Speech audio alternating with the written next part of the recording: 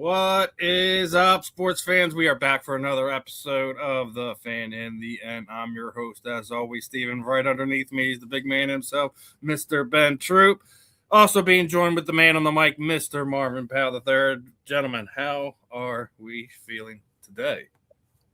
Blessed, man. It's all good. Got me a new background. I know you feeling good, Steve. I know. We'll get into that in a second. There's some things I feel good about, some things I feel bad about, some things I'm downright pissed off about. But as are always, each and every one of these episodes here on the South Florida Tribune is brought to you by our good friends over at Fight Wax. Fight Wax is the ultimate skincare defense. Help treats against cuts, swelling, scrapes, and abrasion, rejuvenates and restores stress skin. Customers have used for soreness, stiffness, and recovery designs for athletes of all active lifestyles. It provides an ultra silky, non-greasy feel, deep hydration for everyday skincare. Helps fight dry skin. Customers have used for skin disorders such as psoriasis and eczema. And when you're heading over to the website, please make sure you use that code SFT15FW and save on your order. I got my little kit I was using on my girlfriend's son because he was getting bit up by mosquitoes, scratching himself raw. It helped him heal him up pretty quick. So also got some stuff in the refrigerator for you guys. I gotta send you guys your Fight Wax out before, sometime next month, my friends. I'm gonna get that. Okay. But obviously we were talking about it last week. Marvin did not want to hear it. He did not want to hear it. I didn't believe it was. Yeah. Did not want to accept the fact that it was going to be Philadelphia. I got by one of those parody accounts, but turns out it was 100% spot on. LeBron James has signed with the Philadelphia 76ers for a 2-year, $8 million contract, which, from what I've seen, is the biggest pay cut any player has ever taken. It's almost a $50 million pay cut to sit here and play for Philadelphia for the next 2 years. They're in a good spot, man. So I was already sitting there saying if that was a possibility that, the Sixers damn near recreated the Avengers right here in front of our eyes. There's a couple different things that I think they're good, that are great, and I don't really see a downside to this. Like, the only downside of it is kind of the media circus that's going to come with it. But LeBron doesn't have to be the top scorer. He doesn't have to be the top option. He doesn't have to carry the team. You still have Tyrese Maxey, Jaylen Brown on the team. And I got to think Brad Stevens, too, because if Brad Stevens trades Jaylen Brown anywhere but Philadelphia, I don't think LeBron James is here. I honestly do, regardless of, what the package Philadelphia was going to put together. I think that firmly put us into that conversation unknowingly at the time. But bringing LeBron James here, and we talked about it last week. Ben had talked about it. The ticket prices from last year's preseason game to this year's preseason game, the jump it already made. It's a $2 increase for the preseason opener. So he's going to have that economic effect on the area. And not even that. I don't know if you guys seen this. He has now had the highest selling NBA tops card in history. They sold over 200,000 copies of his card. They probably made when he was at Fanatics Fest last week. To be honest with you, right? And I think the only other sport or person that has a higher selling card, from that was the Shohei card when he went over to the Dodgers. I think they sold like over 300K units. So merchandising, all that stuff, I think LeBron is going to bring a lot of fun factors to this area. And I think the question is and I don't even think the question. I think the Sixers all season moves means it's championship or bust. And I think that's fine with everyone in the area. As I said, it's been since 1983 we haven't won a championship. haven't been to an NBA final since 2001 when we lost to the Lakers. I've been hard on him for some things, but there's a lot that he does well on and off the court that he is going to be a vital part of if we're successful, come March, come April. So I guess I'll start off with Marvin on this one. What are your thoughts, man? Obviously, you didn't think this was going to be a possibility when we were talking about this time last week. You've had just about a week or so to digest this. What are your thoughts, brother? King James here, Philadelphia. Farewell. Yeah. Listen, I mean, hindsight's 2020. But I guess, and you said it, when you consider getting Jaylen Brown to Philadelphia, and you're looking at this just from a basketball perspective, where does it make the most sense? I was big on Miami just because, I've always felt like LeBron didn't really want to have to play down low if he didn't need to. And with Bam and Giannis, he wouldn't have to. And he kept talking about family and, his kids, love L.A. His wife loves L.A. So I'm thinking, the furthest they would go would be Golden State, right? I never thought it was realistic he'd do that. But Rich Paul said when the Sixers got Jaylen Brown, that changed everything. That changed everything. And when you look at that starting five, and I say starting five lowly because, Embiid going to give you about 40% of the season, and you just hope that he'll be available in the postseason. That's really what it comes down to because they're a difference maker when he's on the court. No offense to anybody else, to LeBron or anybody else. When that 7-footer's on the court, that's the difference maker right then and there because you don't have many teams that can really defend and match with that. You know what I'm saying? And then you think of, ever since LeBron got in the league, he's been the king of the East. Nobody can deny that. He's 100% been the king of the East just based on the amount of conference championships and conference finals. And, so he has familiarity there. The West is, at the top just with San Antonio and Denver. I mean, them is juggernauts, you know what I mean? And we're not even talking about, Denver, if they got Murray and Jokic healthy, you know what I'm saying? So I was shocked.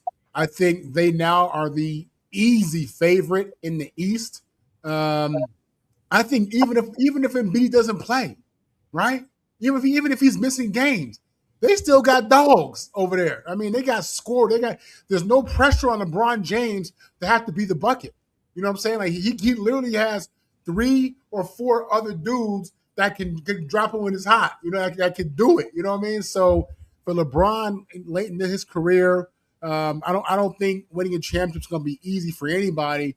But trust me, if you had to say it, this is probably going to be the easiest path, especially coming out the East. So from that perspective, it makes sense. Now he's talking about, they're saying he's going to be taking the helicopter. He's going to be living in New York most of the time, doing the helicopter. Man, listen. I'm glad you mentioned that because there are some fans that are like, oh, like that means he doesn't really love Philadelphia. He's not. That's bull stuff. If he wants to take a helicopter every day, those are people with no options in life. Those are people who don't have options to do what they want when they want to do it. LeBron has all the options in the world, okay? So for him, just like Kobe took a helicopter to work every day, he's going to take a 40 – well, rest in peace, Kobe. That didn't end well. But, the 45-minute helicopter ride from Manhattan to Philly, that's a commute. That's driving in L.A. It probably took him an hour to drive to practice from Bel Air to the Lakers training camp. So this is nothing for him. This is easy. When you're a billionaire, you got options. Most people out here don't have $1,000 in the bank. They don't understand options. You know what I'm saying? So this dude got options. You know what I mean? But Braun made a genius move. In my opinion, he's been making genius moves his whole career, which is why he's at where he's at. But people don't want to talk about that. But this was a great move, man. The city of Philadelphia. Oh my God! I mean, them fans should be ready to get a ring because right now that's where my money's at. All right, what are your thoughts, Ben? Obviously, me and you were one of the few that thought that this was viable beforehand. And if you remember correctly, We were talking about it about over a year ago, saying it would be crazy if when his contract would come up if he came to Philadelphia. Well, it's here now. It's not a what if. It's not a fantasy. It's here. What are your thoughts, Ben? The Philadelphia 76ers are benefiting from the fact that the New York Knicks won the chip. If they lose, I think he goes to New York because he lives in New York. But here, people think it's Jaylen Brown. I think it's Tyrese Maxey. You talk about a dude. I'm just looking at. I had to go through and look at what these guys average. Tyrese Maxey averaged 28.3. Here's the thing: when you put up their starting five from It's last ridiculous. season, what the average points were, the average is 120 points a game. It's With the I mean, starting five that the Sixers currently have. without Jaylen Brown, Tyrese Maxey averaged 28.3. BJ Edgecombe averaged 16. Right, and Joel Embiid averaged 26.9. You add Jaylen Brown 28.7, and LeBron was averaging 20. LeBron was averaging 20.9 points a game in year 23. I don't even anyway. Philadelphia made the most sense for LeBron for a lot of reasons. The biggest reason is I want a city that is dying for a chip in basketball. And when you talk about that fan base, LA, they're going to love him for life because he brought a chip. Cleveland, going to love him for life. Miami, going to love him for life. The reason why Miami, he's already done it. Cleveland, he's already done it. Philly, he gets to go, hey, I get to do what Charles Barkley couldn't do.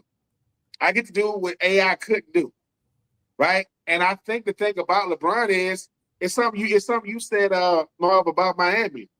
Well, LeBron, it's the difference when LeBron got to score and when he won't to score. You know how much dangerous that makes LeBron? When he goes, I don't got to be the when people start talking about scoring titles, LeBron said, I just didn't want that. You know, if I could have led the NBA in scoring every year if I wanted to, I averaged 20. They're some of the best players you ever seen play ain't averaged 20 in a year. LeBron did that in year 23. And the only reason why he didn't make an all-NBA team is because he ain't playing 65 games. LeBron told Philly. Now, Jaylen Brown was the icing on the cake. Like, Jaylen Brown is a 76er. So you got two former finals MVPs. You got two current regular season MVPs. Tyrese Maxey has superstar written all over him. And because LeBron going to be on the squad, people going to watch him even more. I was giving you 28.3 a game last year. I do agree with you, Bob. The East is pissed. Because when LeBron left the East, it balanced itself out. For 10 years, one dude controlled the East. He went to 10 finals. Most guys want to go to 1. He went to 10. Now, the balance has shifted. You know who's pissed? Let's look at the East. Let's look at the Eastern Conference. Man. Let's look at the East. That's not going to if they're let's just say all the teams that are listed here are healthy. Who's going to run with them?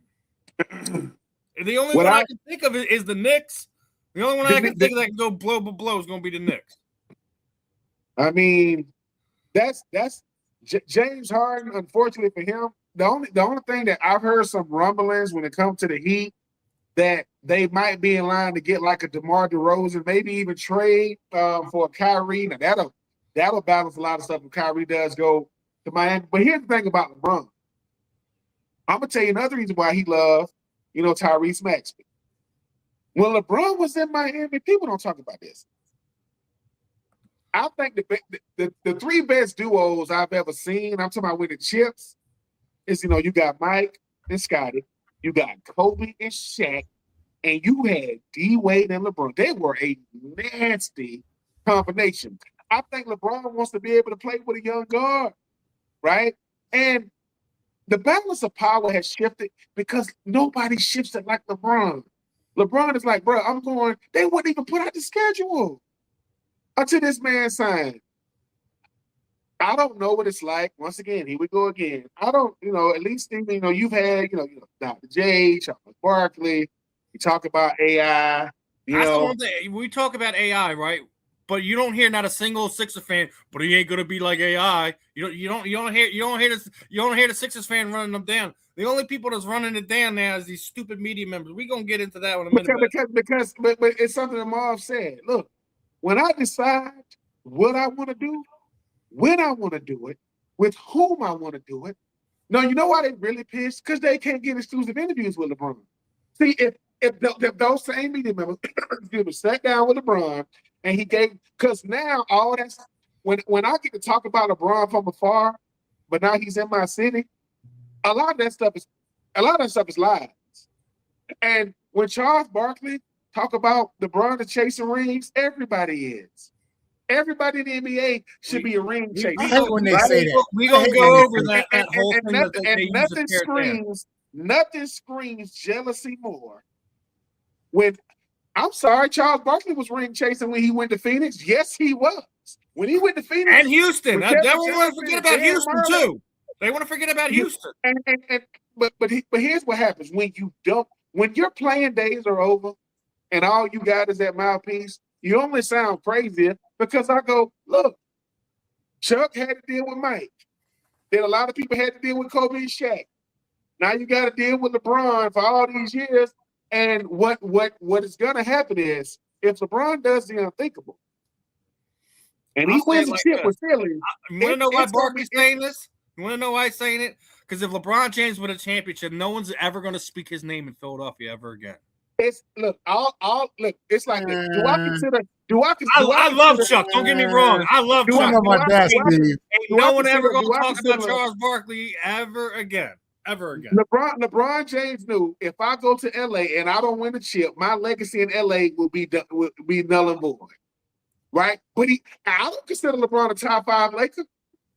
Top 10, maybe. But LeBron said, hey man, I want to know what it's like to win a chip in LA. And he won the hardest one there is in the freaking bubble. When it comes to checking them, you sound bitter when I'm like, dude, you should want this man to go to Philly and win this thing because at the end of the day, everybody's not going to win a chip. Everybody's not going to win. But LeBron is saying, every team I've been on, we won a chip. Anthony Davis, why did he have a chip? Dwight Howard, why does he have a chip? Kyrie Irving, why does he have a chip? And the list goes on and on. D Wade already had one before, he got Miami. So for me, I just think that when you think about LeBron and what he means to the game of basketball, Tyrese Maxey, BJ Edgecombe, Jaylen Brown, Joel Embiid. Now Joel Embiid going for the first time in his career, not saying he's going to feel real pressure because now you got a dude that can help you get all the way there and win that thing. I don't think he's had players before. But I just think here's the thing about Joe. He's not hurt. He's not having surgery this offseason. He's actually sitting down. He's actually healthy. And I don't know if you guys seen this. He went out there a month ago and had a 2-hour meeting. Him and Joe sat down there and had a conversation about basketball, about everything else. And when you have a situation like that where you're sitting there and saying the more pressure's on Joe. I think when you look around, I think this is going to be the least amount of pressure he's going to have. Yes, obviously you're going to have to get it done when it comes down to the playoffs. You're going to have to be healthy. You're going to have to be available.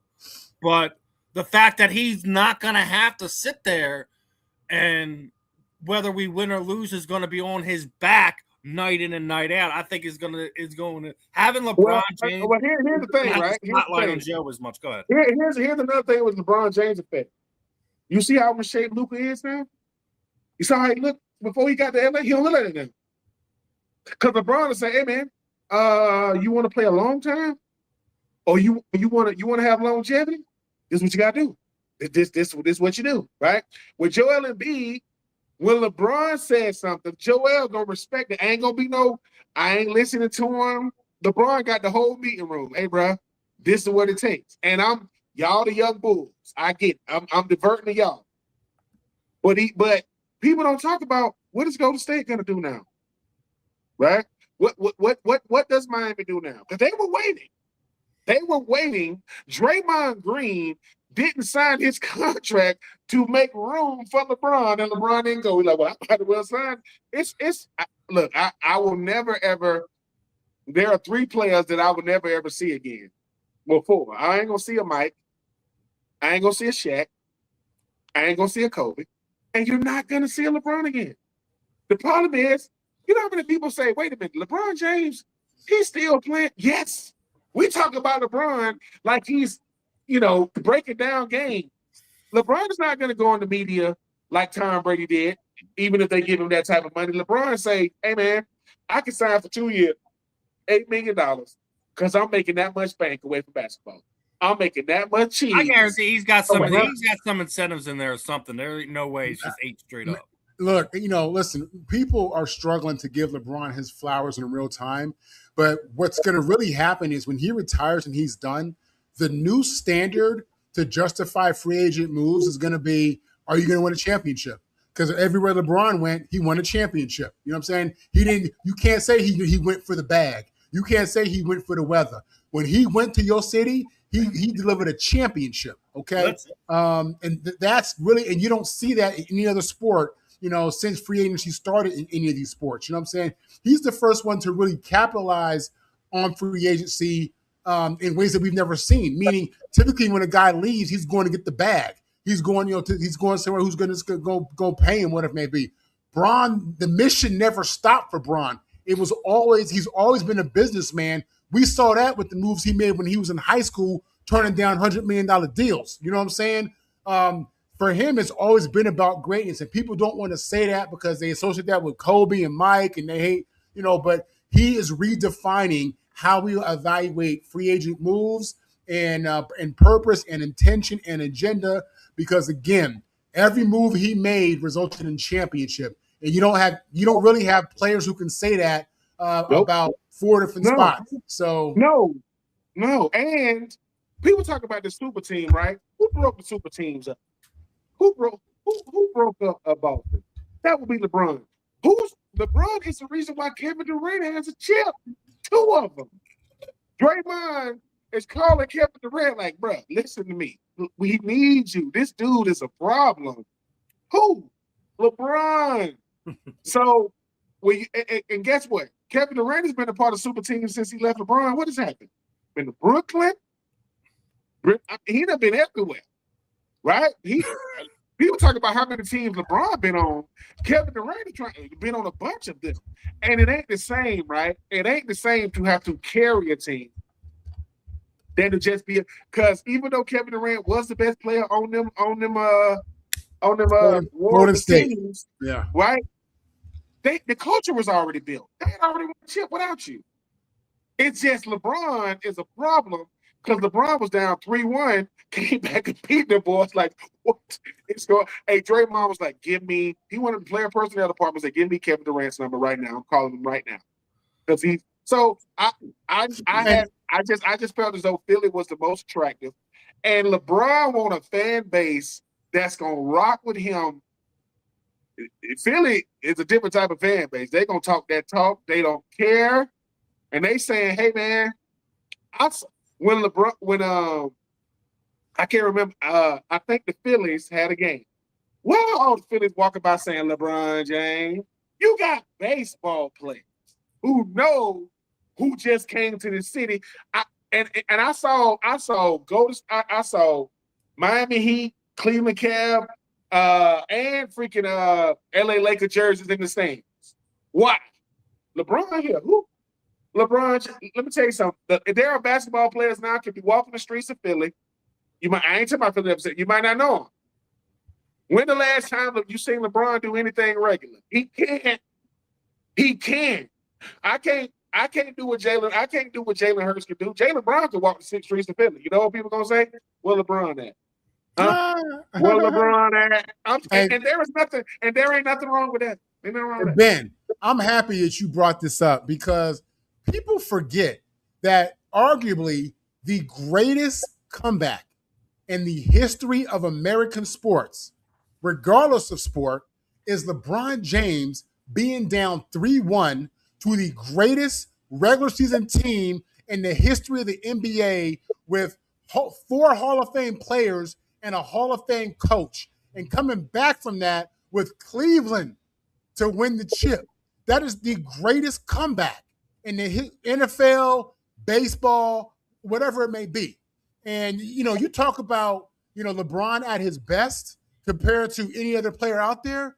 That is the most under-talked about, underappreciated achievement ever. And that's who he is, though. That's who he's been. You know what I'm saying? And, man, Philly needs to just stand up and applaud. Steven going to have to do Steven After Dark when it comes to basketball season, because you're going to be like, look at how much of a – LeBron just pisses people off for so many reasons. He ascended and killed the business world, the corporate world. Like Warren Buffett being the financial advisor, look at what happened. Him and Maverick are turning down deals. Rand Paul and all these guys with Adele. It's like LeBron is saying, y'all mad because I'm killing all y'all now. You want to talk business? I'm better than that. You want to talk legacy? Better than that. You want to talk family? Better than that. And I think that's the thing about LeBron is, do you know how many helicopter companies like, please pick us? They pick them. Because guess what he's going to do for that company? Guess what their sales about to do? We got LeBron. Hey, LeBron, can we put you on our official? No. We don't want you to pay us. Why? We it's going to be our pleasure to fly you back and forth, right? You know who was hoping to get it? The most senior guy, the guy that was getting ready to retire.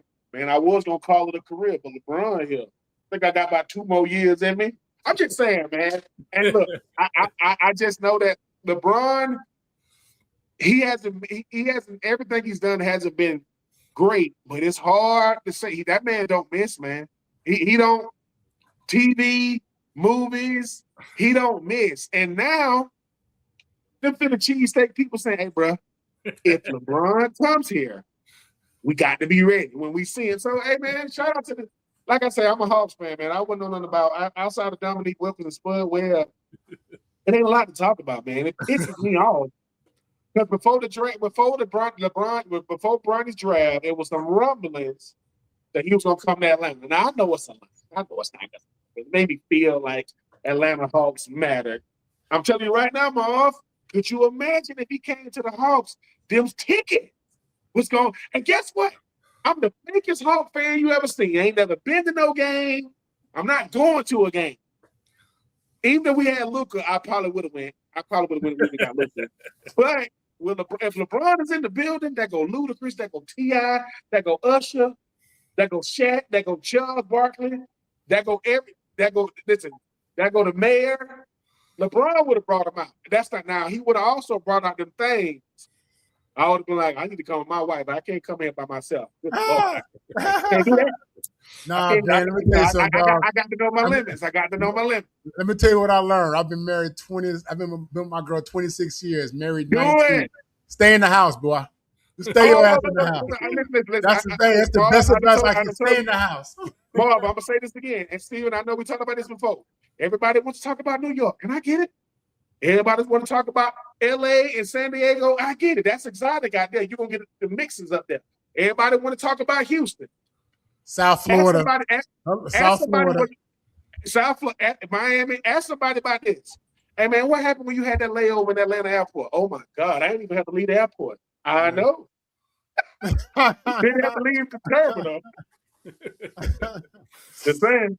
So we talk about this a lot, about how the media, sports writers, content creators, they grasp at straws to try to find anything to tear LeBron down about this, that, and the third. Let's break down the LeBron James double standard for a second, right? Right. You know, he gets criticized for the same goals that everyone has, right? The right team to compete for a championship. You know, that's a downside. Financial security for a better life, a Hall of Fame resume. That's what we're criticizing him over. That's what every player that comes through whatever sport it is, that's what they want. And the ring chasing one is the most ridiculous argument of all, because in every professional league, that's what you're doing. It's a business. You're trying to become a championship, right? So the double standard, he's ring chasing. He's only there for the money. He's stat padding. Like every legitimate professional goal is what LeBron James has basically accomplished. So, what is an NBA supposed to say when you're going after these goals? Is there a wrong way to go about this? Make this make sense, because it doesn't make sense. Let me tell you what it comes down to. It comes down to the fact that we live in a world where people are struggling, and you get if you're a celebrity, they tell you how much money this person made in the movie. They, all these contracts are publicized. People's feelings get hurt. You know what I'm saying? Because most people, 99% of people don't understand what it is to be great or to be in an elite group. They don't subscribe to that. They don't get that. It doesn't register. You know what I'm saying? So I think jealousy drives that. Additionally, I think people are pissed off that he ain't had no crazy scandal.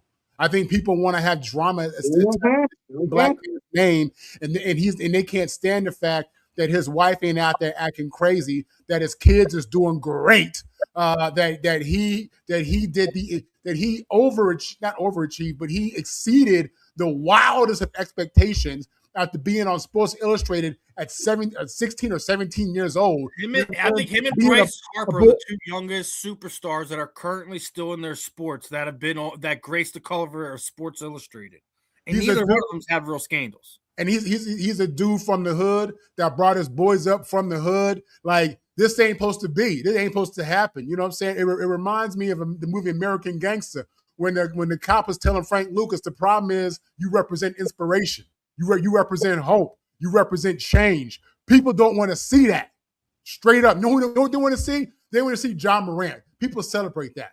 They want to see that type of drug. That's real, man. You know what I'm saying? This is, when you hear people crying, this is jealousy. Listen, people talking about the money.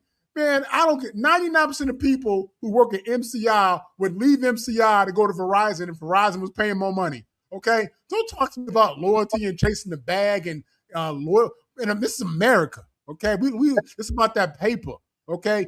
And it's weird when it's supposed to be different for athletes. If you want to stop being sensitive about it, stop publicizing it. Stop making it known what these dudes is really making. You know what I'm saying? And if you mad, we got a dude in Washington, D.C. who made $2.5 billion on the side. We don't want to talk about that. That's another conversation. But look, man, jealousy, Steve, is driving this whole thing, and that's it. And it's been, we've seen this before, right? When it comes to LeBron, right? We've seen the double standard, right? Mm-hmm. We've seen at first they ain't like the way he would bite his fingernails, right? And then they don't like the fact that he married his high school sweetheart. Oh, we know he got to have some woman out there, right? He got to have some babies on the side, right? No, what LeBron represent, right, is excellence. Ooh, and people don't like that stuff. God forbid he talk about, he the first one talk about being the greatest. Have you ever heard Michael Jordan talk? Michael Jordan don't talk. Do Michael Jordan sound like a dude? Did you hear Michael Jordan accept his speech when he was in the Hall of Fame? LeBron James is one of the most famous people in America, and most people have never seen him play. You ever seen LeBron play? No. But I'm tired of hearing about it. Why? Because he's him. And now, and people say, why don't he just go home? For what? So let me get this straight. I see people like Chris Berman on Sports Center. Didn't he leave and come back? Because he him.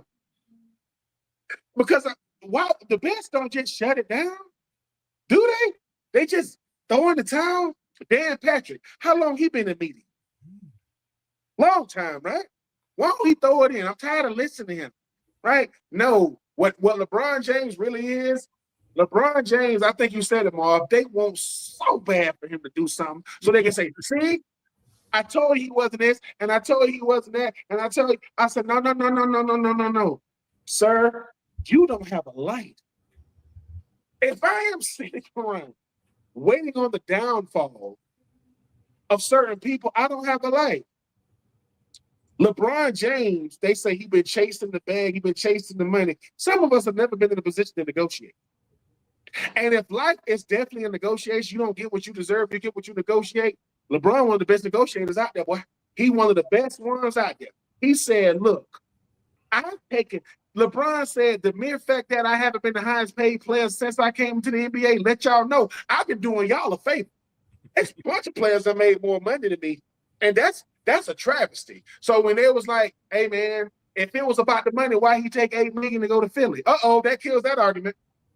If it's about the money. No, what it is LeBron is the only person that he can say what he wants, he can do what he wants. He takes every last one of the people he endorsed, every brand, and he flies them all out, put them in the same building so they can collaborate. I want you to hear what I'm doing with them. I want y'all to see what I'm doing with them. Why? Because I ain't got nothing to hide.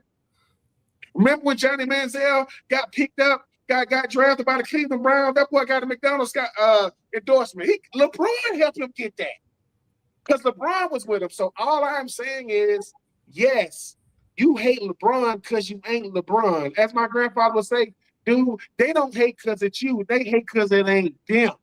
Yeah. LeBron can be anybody. LeBron can be anybody. But when John Moran is effing up, they can't wait to say, see. And John Moran is one player out of all players. Because LeBron is going in the year 25 or whatever it is. LeBron got drafted in 2003. LeBron has been around and outlived stuff. There are stuff that is no more. Where your DVDs at? Where your CDs at? Where your MP3s at? Where your flip phones at? Where you know what I'm saying? Where your sidekicks at? But all this stuff is gone. When LeBron first got drafted, he had a flip phone. So now people talk about what LeBron do. You know how much stuff LeBron had to say no to? But I can't do it. Yeah, but LeBron, we gonna give you. I can't do it, man. I can't do it. And once again, waiting on LeBron James' downfall. Who's been more healthy than LeBron since he's been in the NBA? I don't know too many people been healthy as long as he has. Who has never cheated a game? LeBron. And you might not listen. It's not going to happen this way. I believe just to show people that LeBron is who he is. If LeBron sits down with Stephen A. Smith, I don't think it's going to happen. But if that's his final mic drop, that's him looking at Stephen A. saying, so say what you said. You had a lot to say about me, as if to say. I think that's another. If you think about it, that's another jab at Stephen A. Because Philly's his like second home, ain't it? and once again, man, it just comes down to the fact LeBron will do the shop, right? And he'll bring all these celebrities in. This is what a lot of people didn't know about the shop. Nick Saban was gonna do the shop. He was gonna call it the same in a barbershop. And he was like, and when they said, hey, man, how you going to do the shop and LeBron James do the shop? He said, oh, man, it's more than enough room. I had, did you ever see him do it? Hell no, because he don't want to play like that. Hey, bro, you don't want to play with LeBron. What you mean? You might be the GOAT college football coach. That ain't LeBron. What you mean? Dude, Nick Saban, dude, you can walk in any mall and any store. Ain't nobody, oh, what's up? You Nick Saban, right? Yeah, that's it. That's all it's going to be. I saw Nick Saban today. They might ask for a picture. If LeBron walk in the same store that Nick Saban is there, Nick Saban, oh, man, that's LeBron. What's up, LeBron?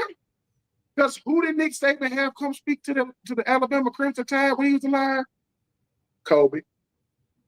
Because he knows Kobe walk in the building. It's like, so, yeah, I'll never understand it. If you are a LeBron hater, it's either one, he didn't play for your franchise, two, he dethroned your franchise, or three, you just hate success.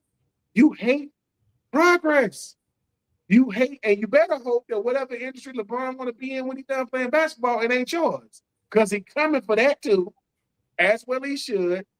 And I don't know what it's like to be a billionaire. Most people do not. But you don't become a billionaire not understanding money, not understanding business. This man is a billionaire as an athlete. Michael Jordan became a billionaire after basketball. This man is a billionaire, right? Like 1 point. I'm not counting this man money, but $1 billion? $1 billion? He signed a lifetime contract with Nike, didn't he? That means he get 35, 40 million. Man, he only taking $8 million, bro. Listen, if I said no to this, you know what I said yes to? You know what I really got? I wish that everybody had not. They should call it Be LeBron for a day, just to feel it. Food you ain't never had access to, massages, trainers, water that you can drink without getting a freaking sick.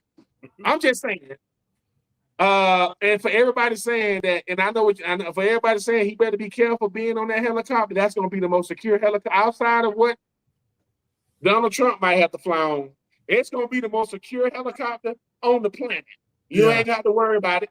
You ain't got to worry about it. And so, yeah, LeBron, keep doing your thing, sir. I hope to meet LeBron one day.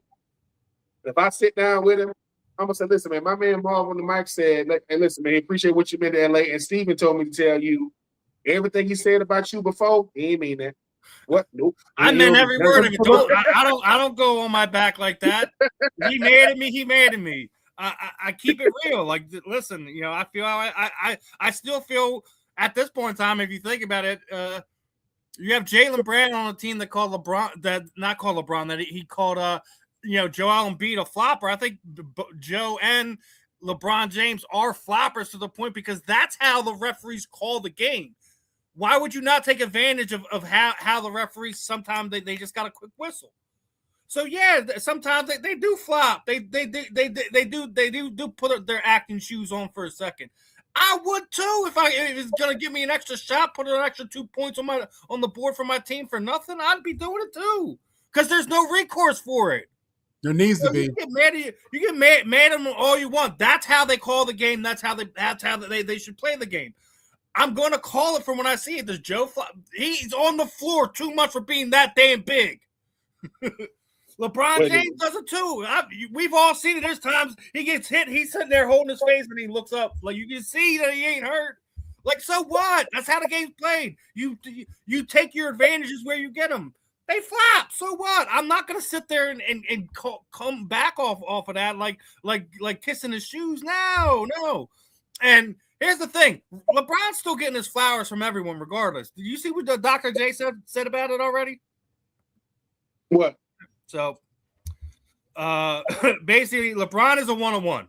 Kobe's another sort of imitation of Michael. There's been plenty of imitations of Michael and Kobe, and me. We were talking about Julius Erving and other people. LeBron's a one-on-one. Yeah, he is. That's real. You know, Allen Iverson, overly excited about him coming to Philadelphia. Actually, I heard they just offered him a job with the team. Allen. So, smart. I mean, there's a lot of things that are coming to effect. Whoa. Here's the number that people need to know. What if I told you, if I said the number 491, what do you think that means? 491. Marv, see what that means? That's less than half of LeBron's net worth. No. 491, that's how many assists LeBron need to be number 2 all time. That's how many he need. He gonna pass Jason Kidd and Chris Paul. Listen to me. Look, LeBron is saying now John Stockton got 15,000. That's what I'm saying. But he had Malone. He ain't catching all I'm saying. No, think about this. So you mean to tell me it's gonna be hard to say I wasn't unselfish when I'm second all time in the season? I'm 4th all time right now. Behind Jason Kidd and Chris Paul and John Stockton. All I'm saying is, once again, you see how Dr. J just comes, ain't no hate in him. Once again, listen, Marv and Steven, they haven't got their blood tested yet, but I've already been blood tested, man. Came back negative. Ain't no hate in me. I got the results. My wife saw it. She's like, you negative? Yeah, baby, ain't no hate in me.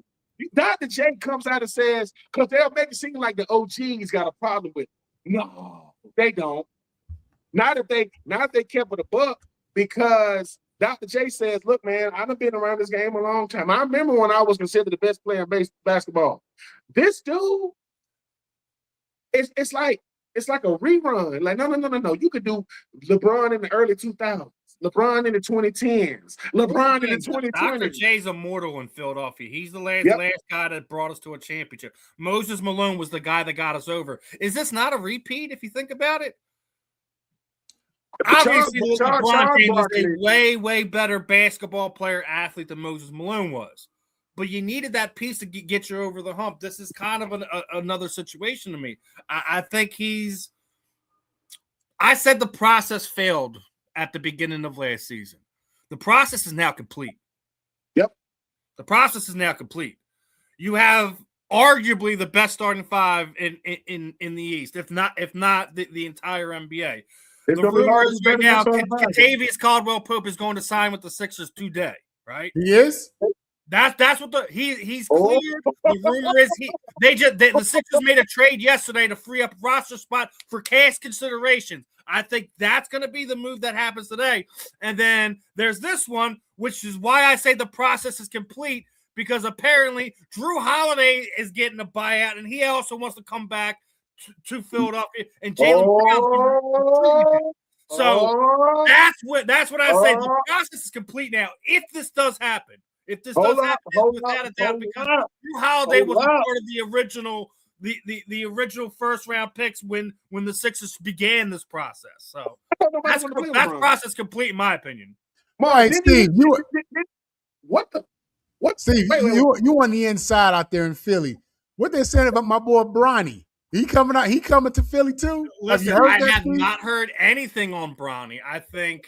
Well, they got it because they paid them big three. They got a lot of them contracts out there in LA. They're gonna have to do something. Well, no, and I talked. Remember, I brought this up to Marvin that they needed to lose a couple of those contracts. I wouldn't be surprised to see something, but I think the way it works, if they do sign Pope and or Drew Holiday, that you have a situation that I don't think they're going to be able to make another roster move until December.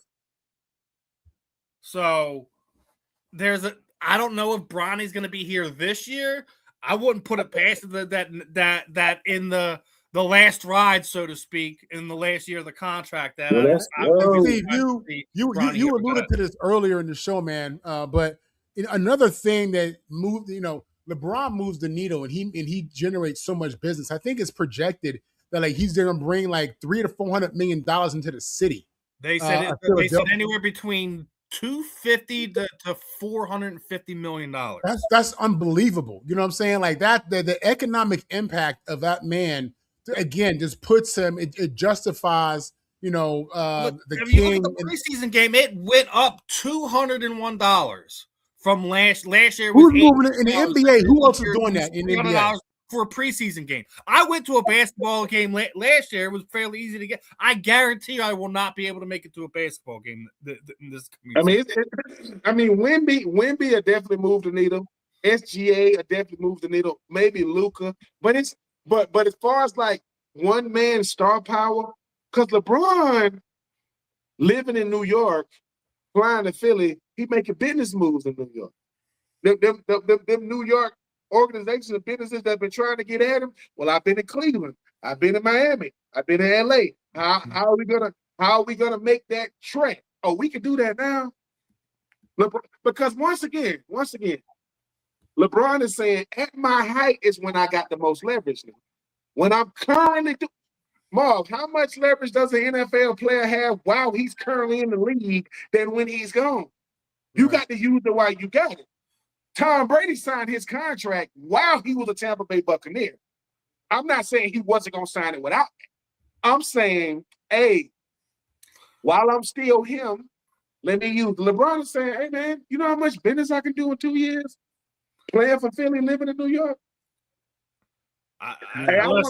Something, Ben, to your point earlier, what his haters need to understand is that y'all are fans too. All of y'all are fans. You love him or you love to hate him. You love to talk his name. You love to post about him. You love to watch him just so you can hope he misses a shot. But you're a fan. You are 100% a fan, whether you realize it or not. Okay. And it reminds me a little bit of Floyd, even though LeBron doesn't do the villain thing. People tune in. The haters tune in, not because they don't want to see him. You want to see him, and you jealous of him, but you still want to see him. You're a fan, y'all. All these Jalen Hurts, Saquon. Somebody's already saying, hey, man, how do I get a commercial with Brown? What you mean? Well, no, there's this. I think it's about time if Philly recreates this picture. They did it in the 80s. It was when right before Pelly Lindbergh passed away.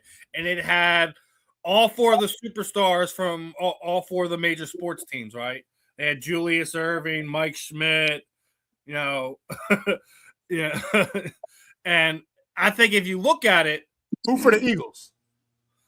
Who was on that Eagles pitcher? Man, why am I Who would forgetting? be? I don't understand who. I think it was Jaworski was in the pitcher. I think it was Jaworski because really it was before the Cunningham area. Does he have a chip? He's got a bowl, not a chip. He's got a bowl. All right. He had a bowl appearance. Listen, you got to give us a break. We were in some rough times. No, I'm not giving y'all a break. The standard is the standard. If he ain't got a chip, why is he on? Okay. It is a standard. Okay.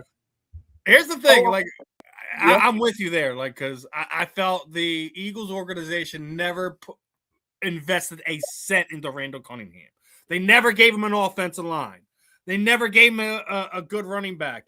If it wasn't for Fred Barnett becoming the deep threat that he had, he wouldn't even had a good option there for the most of his time there. You could justify putting Reggie White there. No one would argue that. Yeah. But I just think I think it was before Reggie was there. I think it was done in like 83, 84 when they did the picture. Yeah, y'all ain't got nobody that would have been, Mike Schmidt is an all-time player. But like now, I mean, if you do it now, I mean, it's easy. It would be Harper, LeBron. You're going to do Jalen Hurts. I don't care what anyone says. And then, with the Flyers, I mean, in 2 years. Listen, here's the thing. I don't know if Philadelphia can be able to handle what could potentially happen going into the next season. You could potentially be either a Super Bowl winner, contender, etc., and wind up having another parade, and then immediately following within 2 months have another one with LeBron James and the Sixers. That could be a crazy time. I don't know if we can handle that. I don't know. But if you think about it, LeBron James has to be the biggest free agent signing in history. In history, right? We've had some good free agent signings over the past 20 years, right? Saquon, Bryce. We took Zach Wheeler from the Mets. Cliff Lee, Jim Thome, Pete Rose, Ricky Waters was my first real memory of a free agent signing. Then Troy Vincent came not too long after that. But LeBron James has to be the biggest free agent signing in Philadelphia sports history. And that's even from me being a guy that's not the biggest LeBron guy. There, you can't doubt what we've already talked about, the economic impact, the love-hate that people have for him. He's the biggest free agent signing in Philadelphia sports history. And the reason why I'm gonna go into that point is because I gotta go after the sports media. I gotta go after the sports media because fucking Spike Eskin, and excuse my language because I'm just beyond irritated with this, Nepo baby idiot. Basically, the day after saying this is one of the worst days I've ever had as a Philadelphia Sixers fan. And one of these guys had quoted it, and he was like, if you're going to get likes off me, at least follow up with a link to the pod of the stream for the show. And that's just proofing what we'd already talked about on here before, where that some of these guys that are on, your major media stations, they're doing their things so you're clicking on their episodes. Yeah. That's a stupid, but that's just an ignorant thing to say. I mean, it's just that either he's being strategic. If you have Charlie Manuel getting so mad at you that he chokes you out, you're a POS. You're a POS. Charlie Manuel's probably one of the nicest, most down to earth baseball managers I've ever seen come through here in Philadelphia. And then look, I get Spike has been around in the world. He's did media in New York and stuff like that. When you say stuff like that, it makes me believe you're really not an actual Sixers fan. You're doing this for clicks and likes. And we see that a lot in the way sports media is consumed.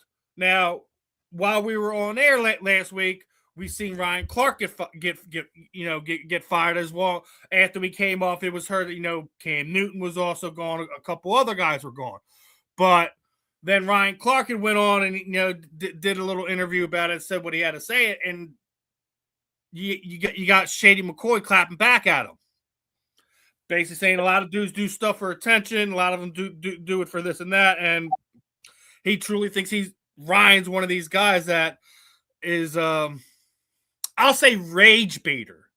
He says things to get a response out of people sometimes. Well, again, don't forget, y'all, for as much as they're reporting on sports, This is entertainment television. You know what I'm Yeah. saying? People really forget that. He ain't Walter Cronkite.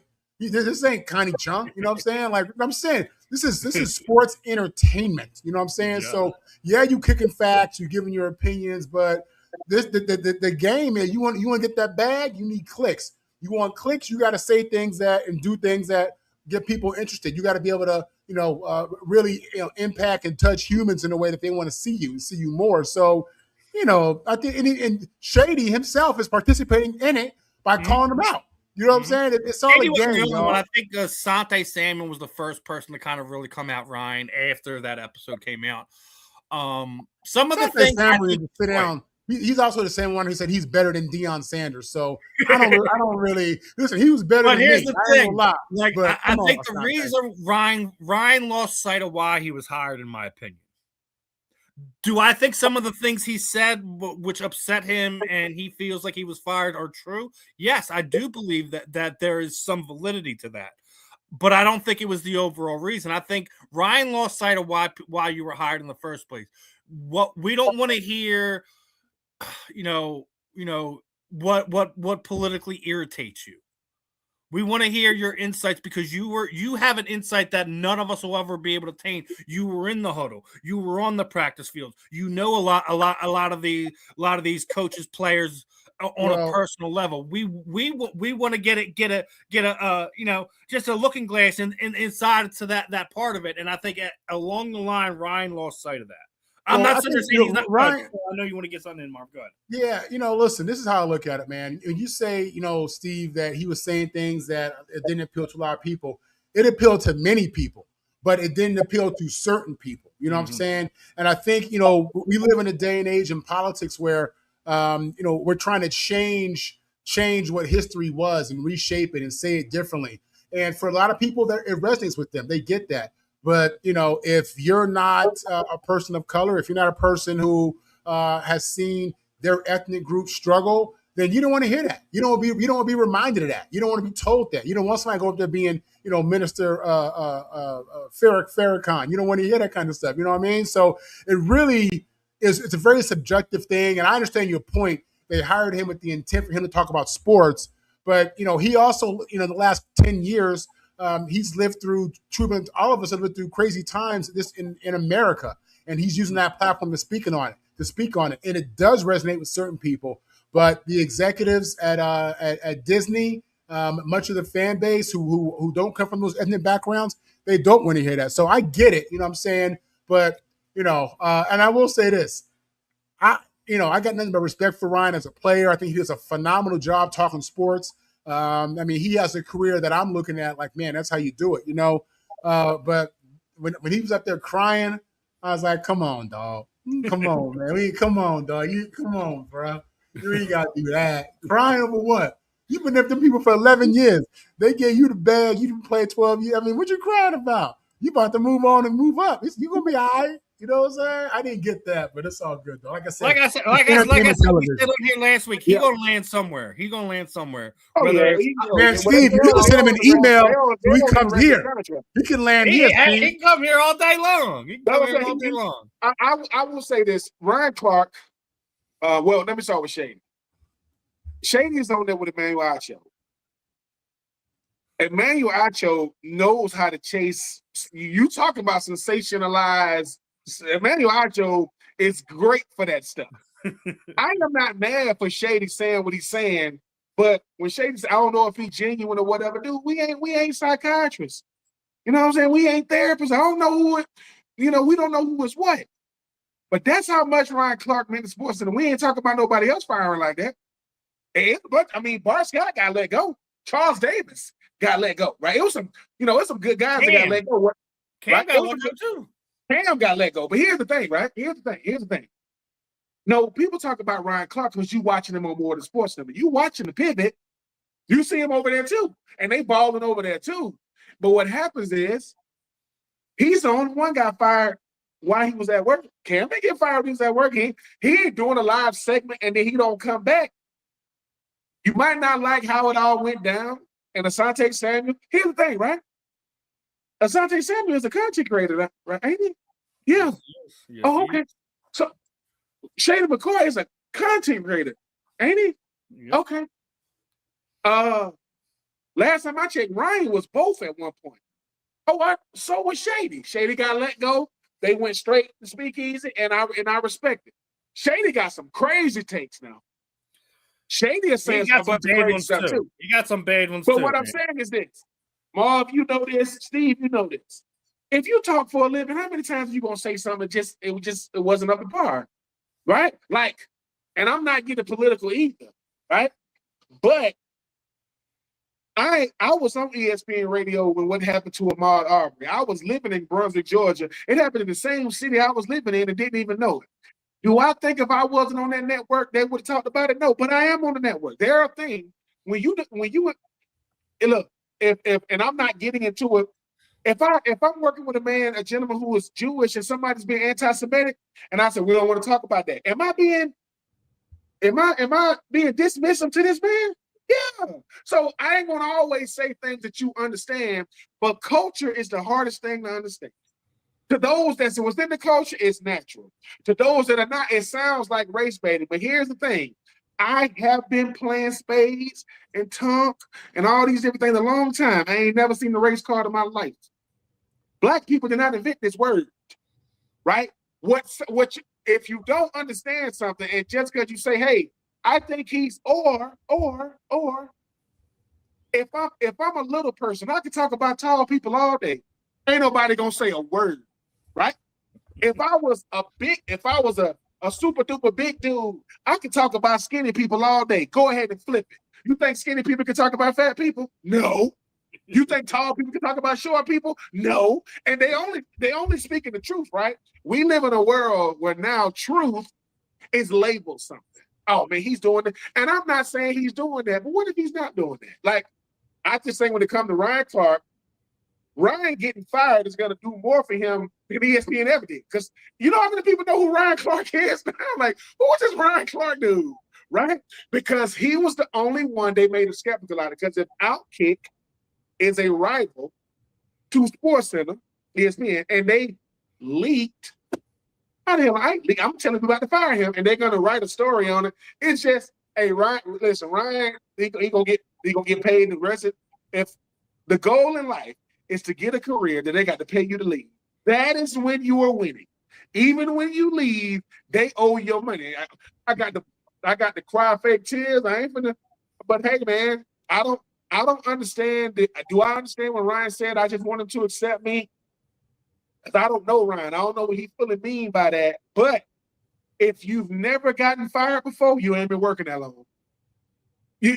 I got let go in the NFL. My last year in the NFL, I got let go. I played for the Bucs for the first 2 games. I got let go because Jeremy Stevens, the husband of Hope Solo, the former U.S. women's national team goalie, I got let go because of him. I ended up in the Raiders. I ended up out there with the Raiders. I was on injured reserve, and I'm feeling down on myself like, oh, this is the first time I ever got cut. And one of my teammates said, no, boy, you was on the Tampa Bay Bucs opening day roster, which means you get the double dip. What do you mean? They owe you your full contract with Tampa, meaning if Tampa would have went to the Super Bowl, I would have got a ring and playoff check. I didn't know this.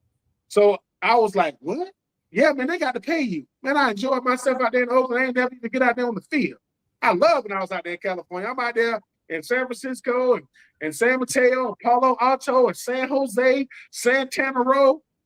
Hey, they're like, man, how the team look? I don't know. I'm hurt. They look all right.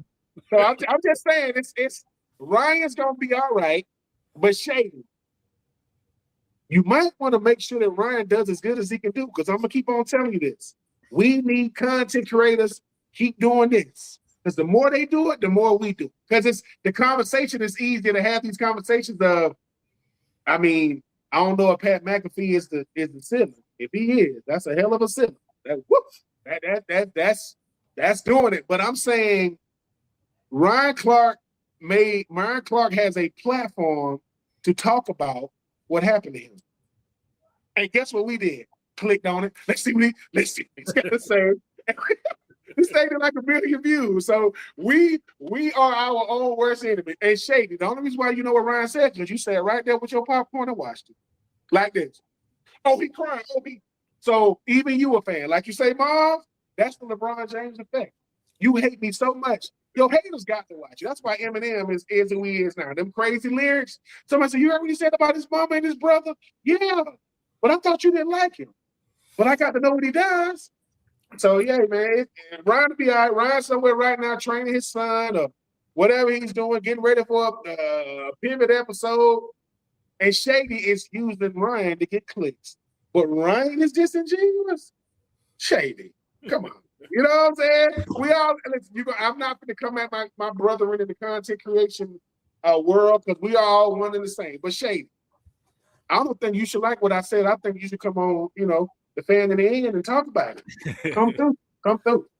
He's got an open invitation. Let's move on to some other football talk because the defensive tackle world got flipped upside down yesterday as the bread man, Mr. Jalen Carter, signed a 4-year, $125 million extension with, 106 guaranteed. Now makes him the highest paid defensive tackle in history. And Jalen Carter will now be under contract with the Philadelphia Eagles until the 2031 season. And we thought, we thought that the last two defensive tackle contracts were something special. We knew this was going to happen at some point in time over the next few years. And apparently making this deal just made all those void years for A.J. Brown basically cancel themselves out almost. It's crazy. But I want to talk about that, but also the other side of this is, I don't know if you guys seen it, is Villavetta has requested a trade down there in Tampa because they can't get his contract situated. So, one, the Jalen Carter effect, signing that contract. How does that affect Veda too? If he's trying to be traded and he also wants a new contract, how does that play out? Because Veda's what? He's 31, I think. He's 31. He's. I don't think that Vita Vea is going to get Jalen Carter type money, but it helps. I mean, because you got to have a starting point. I think Jalen Carter is definitely the exception right now. When you talk about because he's still under his rookie deal. He was still under his rookie deal. He's still we could have 24 gave years him old. Your option next year. Yeah. So now here's the thing, right? Sometimes perception is not reality. Now I know that Vita Vea is seeing, what Vita Vea is really trying to do. He's trying to get to LA. He's trying to get to the Rams. He want to play with Myles Garrett. He ain't fooling me. He's trying to get out there, which I get it. But here's the thing about going to California teams, man. That 150-something million ain't the same in California now. It ain't the same. It's more like 50 million, whatever it is. The California tax is serious. But Vita Vea is looking at the Bucs saying, Levante David, gone. Mike Evans, gone. The guys that I was really rocking with, I see this team changing. And he going to land somewhere. It's just, I think Jalen Carter is more like perception. If you a D tackle, you got to be. Now, obviously, Simmons for the Titans, he got his contract. And then Jalen Carter, Simmons signed for 3 years. His contract when they traded him too? Yeah, I think they might have gave Dexter. But see, and here's the thing. When I think of Simmons, when I think of Dexter Lawrence, when I think of Jalen Carter, Vita Vea, he's not in that class. He's a good player. He ain't. He's not a top 5 defensive tackle. He's not a top 5. No. But what I'm saying is, he's a big body who can make a difference. Absolutely, exactly. I agree. And like I say too, and here's the difference in money in the NFL now, and maybe this just showing my age, but man, good money is how you look at it, right? You know what I'm saying? If Jalen signed a 4, Simmons signed a 3, hey man, go get you a 2-year, you know what I'm saying? 75 mil, 60 guaranteed. That's a lot of bread. And it gives you 2 years from now, because what these tight ends are doing, if you notice, they signed a 3-year deal. They getting the 3-year deals, and they still in their late 20s re up again. So Jalen signed the 4 to get more money. That's more like they're gonna throw a lot of that money on the put a lot of it on the front end. But hey man, Vita Vea could definitely help a lot of teams now. I mean, he could definitely help a lot of teams. It's gonna be that number though. It's gonna be the number that he wants because they paying you on projection, not what you were, what you are, and what you gonna be. Well, Jalen Carter's still really young. Vita Vea, I mean, he went there when they weren't good, and he went there when they got good, right? That's a lot of wear and tear on you, sir. Somebody gonna pick him up. I just don't know what that number gonna be. I think more of a 2-year deal because it's all about the guaranteed money anyway. I remember when Donovan McNabb signed a $100 million contract when he was with Philly, and some of the language in the contract got it to $100 million. It wasn't like now he has some like he got to play 10% on special teams. He's a quarterback, not playing on special teams. But hey man, Vita Vea, he didn't shake up the D tackle market like he thought he would. When he said he want to trade, his phone ain't ringing like he thought it would be. Somebody want him, but the number that he think he was You're going saying to the Rams. I say if he's smart, if he's going to LA, it's probably the Chargers because they're the one that will be able to pay him. I mean, look, I think. Go ahead, Marvin. Yeah, I think with Philly, you're seeing a couple things here. You're seeing Harry Roseman cook. You're seeing how they've been able to stay relevant and stay on top of their game for some years now. Drafting their players, developing their players, and then paying their players versus going out there and spending a whole bag on guys, free agents that are hit and miss. They got Saquon. They brought Saquon in, right? Championship. You know what I mean? But he gets re-upped. He got re-upped right after the Super Bowl. Yeah. So, and I think if you're a player, if you're an agent, you're begging Philadelphia, like, please pick my guy because 100%. They make it easy. Yeah. It's an old school approach, man. Which is good. They're building, and then from there, you look how they're making the investment into the interior. You know what I'm saying? Football is a game that's played and won and lost at the line of scrimmage, y'all. Okay. At the end of the day, if you don't have a good five offensive linemen, and you don't have a good front 4, typically those teams don't do anything. You know what I'm saying? If you can't run the ball and you can't stop the run, typically those teams don't really go too far. So, you're solidifying the foundation of what you're going to need to be great. And, other GMs need to pay attention to that, and it's inspiring for the other Philadelphia Eagles who were drafted and they see, hey, if I come here and I ball, I'm going to get paid. He's going to give you that bag. How are you going to get that bag? So, in regards to Vita Vea, again, he's such a big dude. He could play, you know what I'm saying? He could play, take up space, take on those double teams, free up opportunities for the backers to flow. So, he's someone that definitely has value as well. Yeah, I listen, happy for Carter. I'm glad we got it done.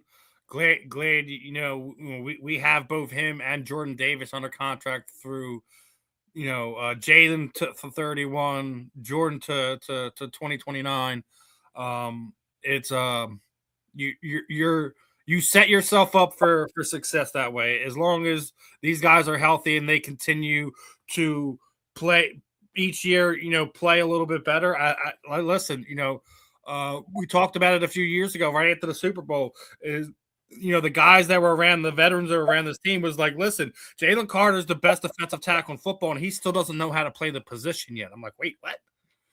Like that's a crazy thing to sit there and say about it. Now we just see him now become the highest paid defensive tackle in the NFL right now. I still don't think he's the best defensive tackle as far as play on the field, but I think his potential over that 4 or 5 year span is that he can be the best defensive tackle in football at some point in time over that period of time. And if he's in shape this year, if he doesn't have the shoulder injuries, because he had multiple shoulder injuries last season that he played through, and I don't know if a lot of people really know that. So if he's healthy, I think everything's good. Vita Vea, I think he's in a situation where I think Ben's right. He should probably only look for a 2-year deal, $70-80 million, something like that. You incentive laced it in some type of way to maybe get a better number for him. But Tampa still has to pay Baker Mayfield. And we already see what the quarterbacks are raking in these days. They in that $50-60 million a year range, and that's no joke. That's no joke. Yeah, but listen. At the end of the day, they could be making a huge mistake. I think if Tampa goes out there, they won't have anybody to replace him. Period. Exactly. I mean, that's just And listen, I'm not saying that Baker is in the elite class of quarterbacks. Baker Mayfield can play. He can ball. You know what I'm saying? So, I don't think you have to give him $50-60 million a year. I don't know if that's really the number that he's looking at. You give him Justin Herbert money. I think you give him Trevor Lawrence money. The thing about Baker Mayfield that I want to understand is, and Marvin, maybe you hitting on is, everybody can't be a top 5 QB, right? Like, you're going to have Lamar, and you're going to have, Matthew Stafford, and, you know what I'm saying? You talk about, like Patrick Mahomes, a certain guy's going to be in that category. Baker Mayfield found a home in Tampa. Been really, really good since he's been there. If Tampa Bay Buccaneers are stupid enough to let Baker Mayfield hit the free, he's going to be gone. Somebody's snatching him ASAP because some of these quarterbacks. I guarantee the Arizona Cardinals would love to have Baker Mayfield on their team right now. And here's the thing, too. I know everybody is all in for the 2027 quarterback sweepstakes with all these quarterbacks coming out headlined by one Arch Manning. We need to look at the stats of how these first round quarterbacks don't pan out. Not because they're not good.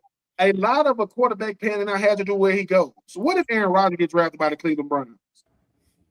it matters where you go. Yeah, it does. And how you develop. So if Tampa, I know the Tide Bowls might not be their cup of tea right now, but if Baker Mayfield, he's the only one keeping that thing together when you look at how many people that left right now. So Mike Evans gone, Levante David gone, Vita Vea wants to be out of there.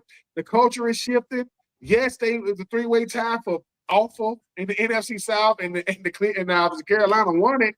It's like you don't want to get rid of a guy like Baker Mayfield only because forget what he did.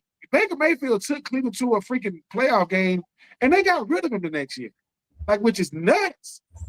So yeah, they better find a way to do something with Baker Mayfield. And once again, it's a lot of guys that I can say it's so many guys I can say is better than Baker Mayfield. That list is not long.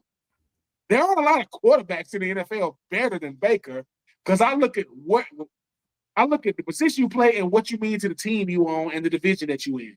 Well, Baker's a top 15, possibly a top 10 quarterback in the NFL. He's a Baker Mayfield in the NFC South.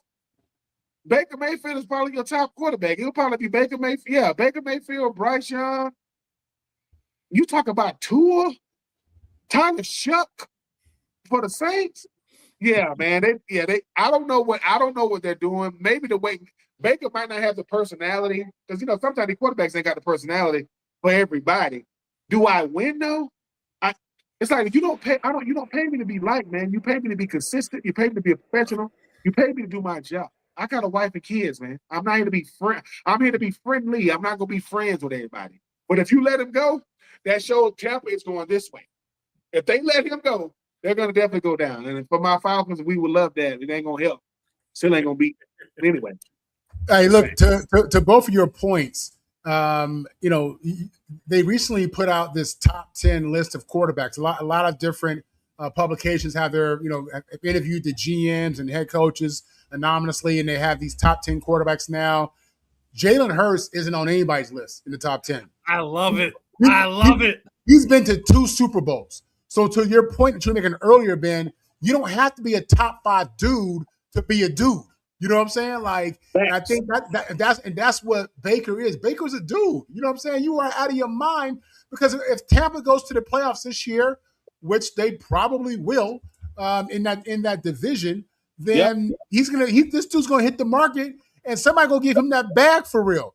Tampa needs to go ahead and lock that dude up, man. But you just said something. Baker Mayfield and Jalen Hurts might be the reason why I don't listen to lists.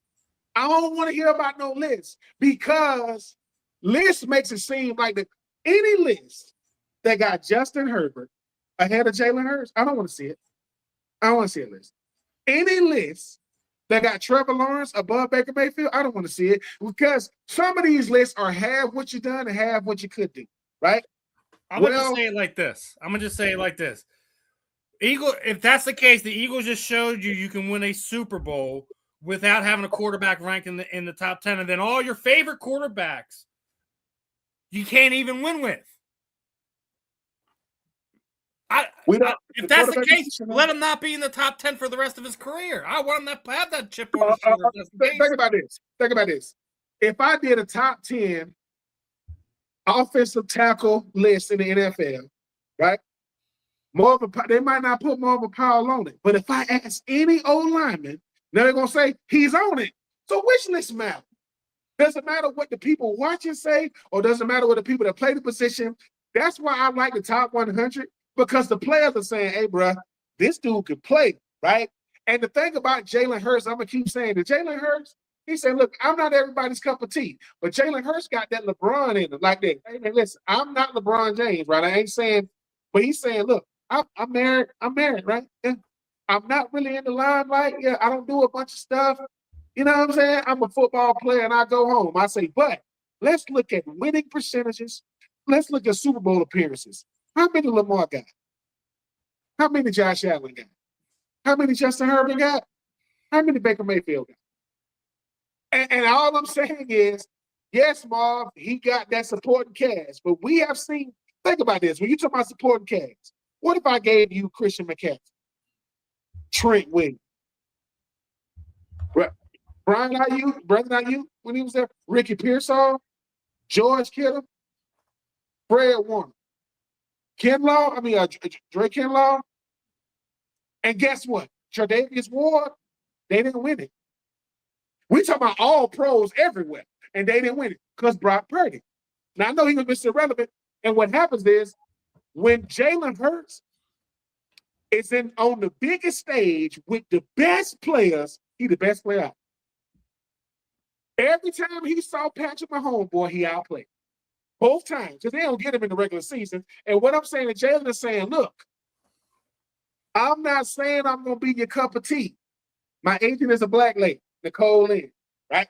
I took black women and said, hey, man, I'm going to rock with y'all because I'm already a little different.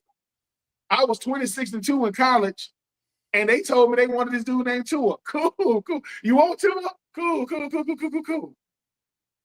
I won the SEC championship when Tua couldn't get it done. I was the Heisman Trophy runner-up when I went to Oklahoma. You don't think I'm that good? Ask C.D. Lamb how good I am. Because C.D. Lamb, you know who was throwing to him when he got drafted? That would be Jalen. Out there, getting it done in that Lincoln Riley offense. So Lincoln Riley does two things. He gets number one overall picks, a Heisman Trophy winners like Caleb Williams. You talk about Kyler Murray. You talk about Baker Mayfield. Well, Jalen was a Heisman Trophy runner-up. He didn't win it, but he was a runner-up. So all I'm saying is, Marv, when I see Jalen Hurts, I see a Marvin Powell more than I see anybody else, because you ain't gonna be everybody's cup of tea. That don't mean, man. You know what I'm saying? My tea is just as good as anybody. Because when I think about your father sounds like a dude. Hey, man, I'm not a yes person. I'm not gonna be everybody's cup of tea. But when you turn the tape on, I'm beating the brakes off of. And so that's what Jalen did. Jalen say, hey, y'all can say a lot of things about me, right? Yeah. Who they got rid of first? Me or AJ? They got rid of AJ. Why? Because they picked. I've seen that before, though. I've seen exactly why AJ.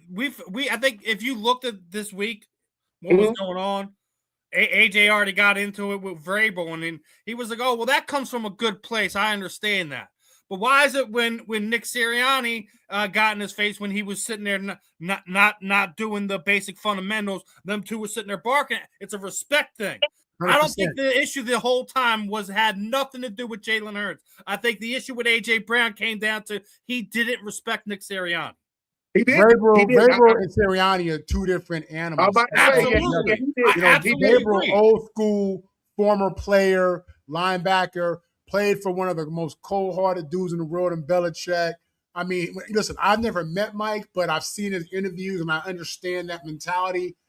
Trust me, when Mike Vrabel's in a room with you, the energy is different than him versus Nick Sirianni being in a room with you. You know what I'm saying? Like there's an automatic, amount of respect you giving Vrabel, 1,000%. You know what I'm saying? Just because of the caliber of man he is as a former player and how that comes off to a current player. You know what I mean? You got a lot of dudes who kind of feel like, bro, you didn't even play this game at this level. What you talking about? You know what I mean? Now, I don't think that's the right mentality, but I get it. I completely get it. Because I thought that way too about some of these coaches. Well, Nick doesn't get the love either because he's freaking. I think he's like 65-30 in 5 years of being here in Philadelphia, and he's on nobody's top coaches list. You go look at here's another one of those things, right? You look at the top coaches list, right? And Sean McVay, Andy Reid, Kyle Shanahan, Mike McDonald, Dane Campbell, Matt LaFleur, D'Amico Ryan, Sean Payton, Mike Vrabel, and Jim Harbaugh is what you see. Where's Nick Sirianni? Because he's got over the last 5 years, he's got more wins than all them guys. What they're basically saying, hey, you remember when Barry Switzer came to Dallas, won that Super Bowl, and a lot of people was like, that wasn't because of Barry Switzer. This is something else. You know what I mean? Like they just real talk. They just don't look at him as the needle mover. They're not saying this isn't a dude. And that's hard, man. I think you got to give him some credit, no doubt about it, because he could have walked in there with all that talent and messed it up. He could have messed it up with ego and pride, and he could have messed it up. So he has messed it up in some aspects because he's been through 4 different coordinators in 5 years too. Yeah, but that's a part of it, right? Him or the quarterback. And even with the AJ Brown thing, AJ Brown respects Mike Vrabel as a man and as a head coach. Yep. I think AJ Brown respected Sirianni as the head coach. Think about this. Listen, we've had jobs, right, that we respected your position. That don't mean I respect you. I can respect your position, especially if you can, make me lose my job. But here's the thing. Vrabel had AJ Brown. Vrabel drafted AJ Brown. Like and now he's older. And now he understands Vrabel. Because Vrabel does I don't treat nobody like they better, bigger than the team. I'm gonna come at you. Because that's the Bill Belichick way of doing things, right? That works until it doesn't work. That's good until it's not good. And mind you, whichever coach had the biggest influence on you, that's what you're gonna use. But Mike Vrabel need to know this. He better win this year. Because if he doesn't, they're going to make it about everything other than football. They're going to talk about all this other stuff.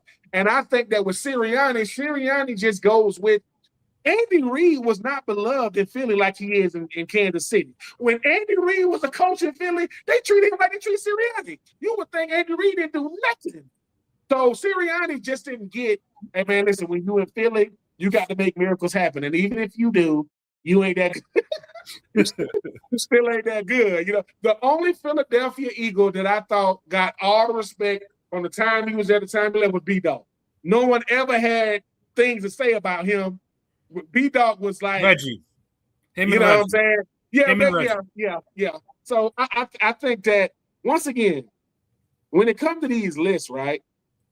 I used to be a big proponent of the lists.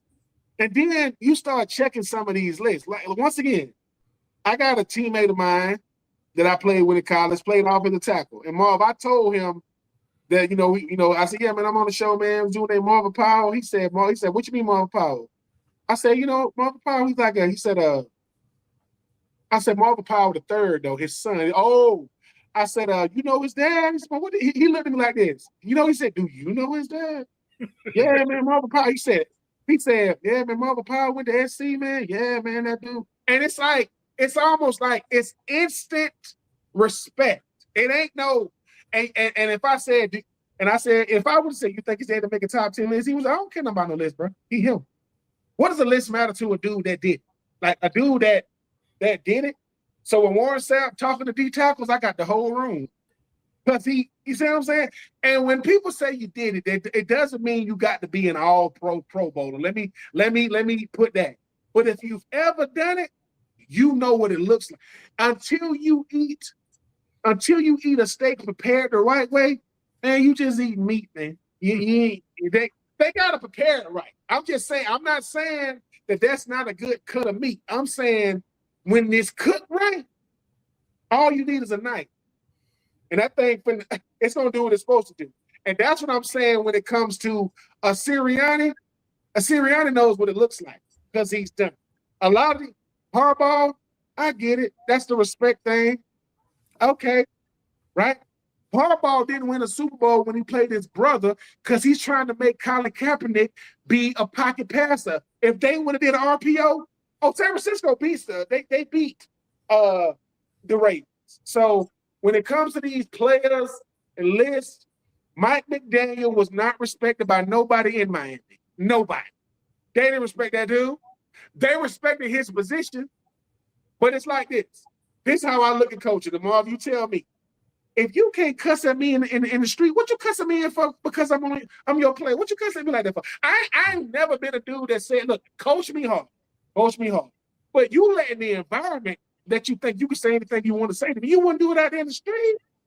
Why are you talking? You could just talk to me. Hey, Ben, we need to do better than all that MF for this.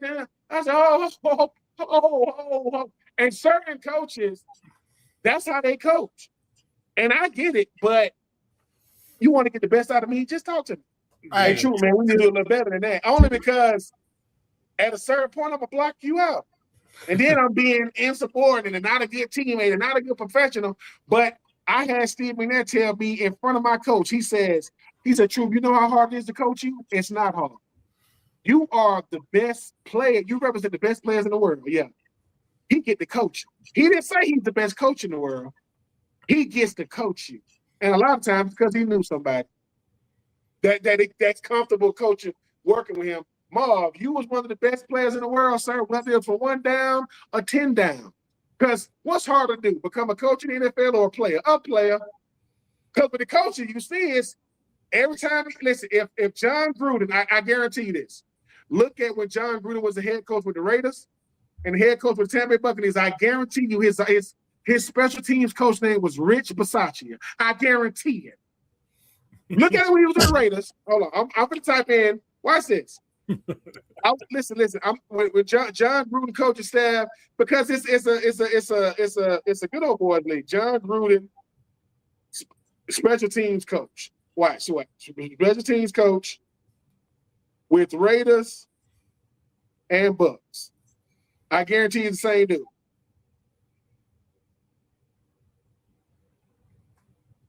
Hold on, if y'all can see this. Can y'all see this? What does that say right there?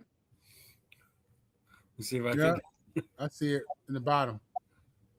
Rich, so the same guy gets the coach because John Gruden. Hey man, if I'm with those, it's like this, Marvin. I say that if somebody say, "Hey, Troupe," somebody come to me and say, "Man, I see what y'all doing on the fan in the end. Hey man, I want to come. I want to sign you." I'm saying, man, you got to sign my boys too. What you mean? Package deal. What you mean? Cuz, bro. Do I look like I got sucker? I ain't no sucker, man.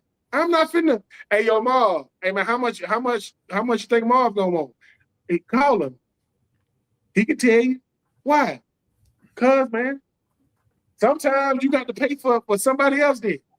I don't nickel and dime. Now, I say, Steve, listen, the tax is gonna be a little different in PA than in Georgia. But call Marv, because if I say that Marv only want this, Marv gonna say, well, how much was y'all offering? And I said, and you're gonna say, when we was offering Ben a meal, he said, give you $250. I said, no, the hell I didn't say that. I didn't say that. Because I ain't got, once again, my blood got checked. Ain't no hate over here.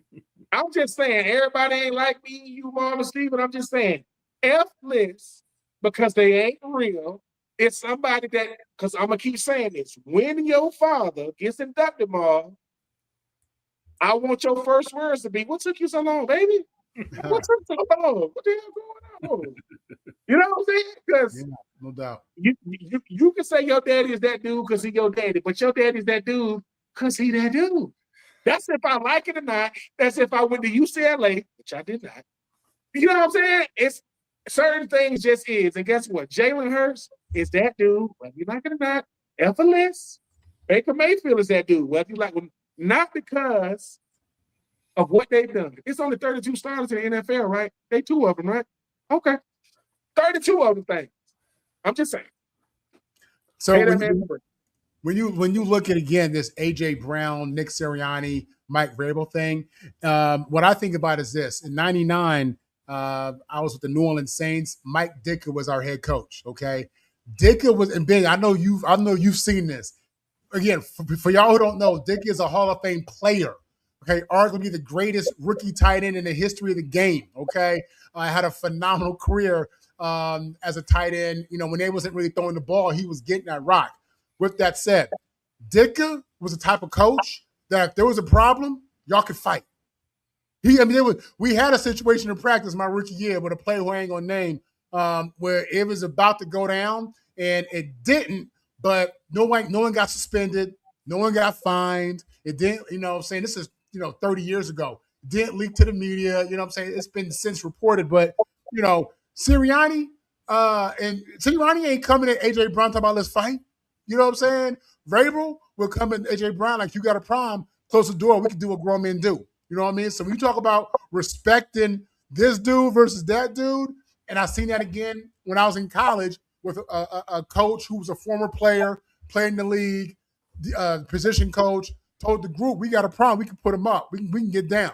You know what I'm saying? Like, no, real talk. This is real. You know what I mean? Sirianni ain't doing that. You know what I mean? Like, AJ Brown didn't fear, didn't respect, didn't look at Sirianni like that. And that's why they had problems, man. He just didn't have that presence, and I hate that. Seriously, AJ about to see, though, sometimes, man, it ain't what you thought it was. Like, I already seen everyone tearing him apart, be like, he's only caught 3 passes in 3 practices. I'm like, oh, would you guys stop it? It's we're not even in preseason. We're just in training camp. Talking about that's because he's going up against Christian Gonzalez again.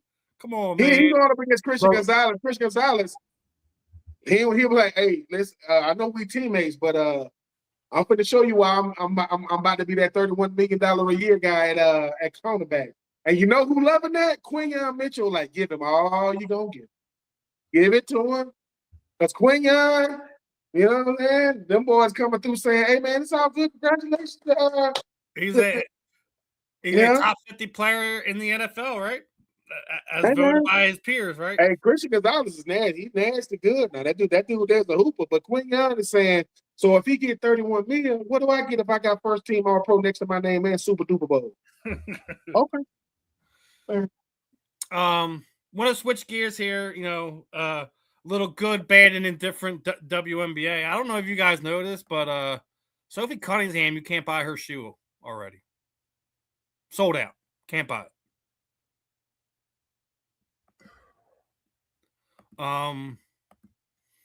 There's they also Angel Reese, she got her Barbie coming out. Oh.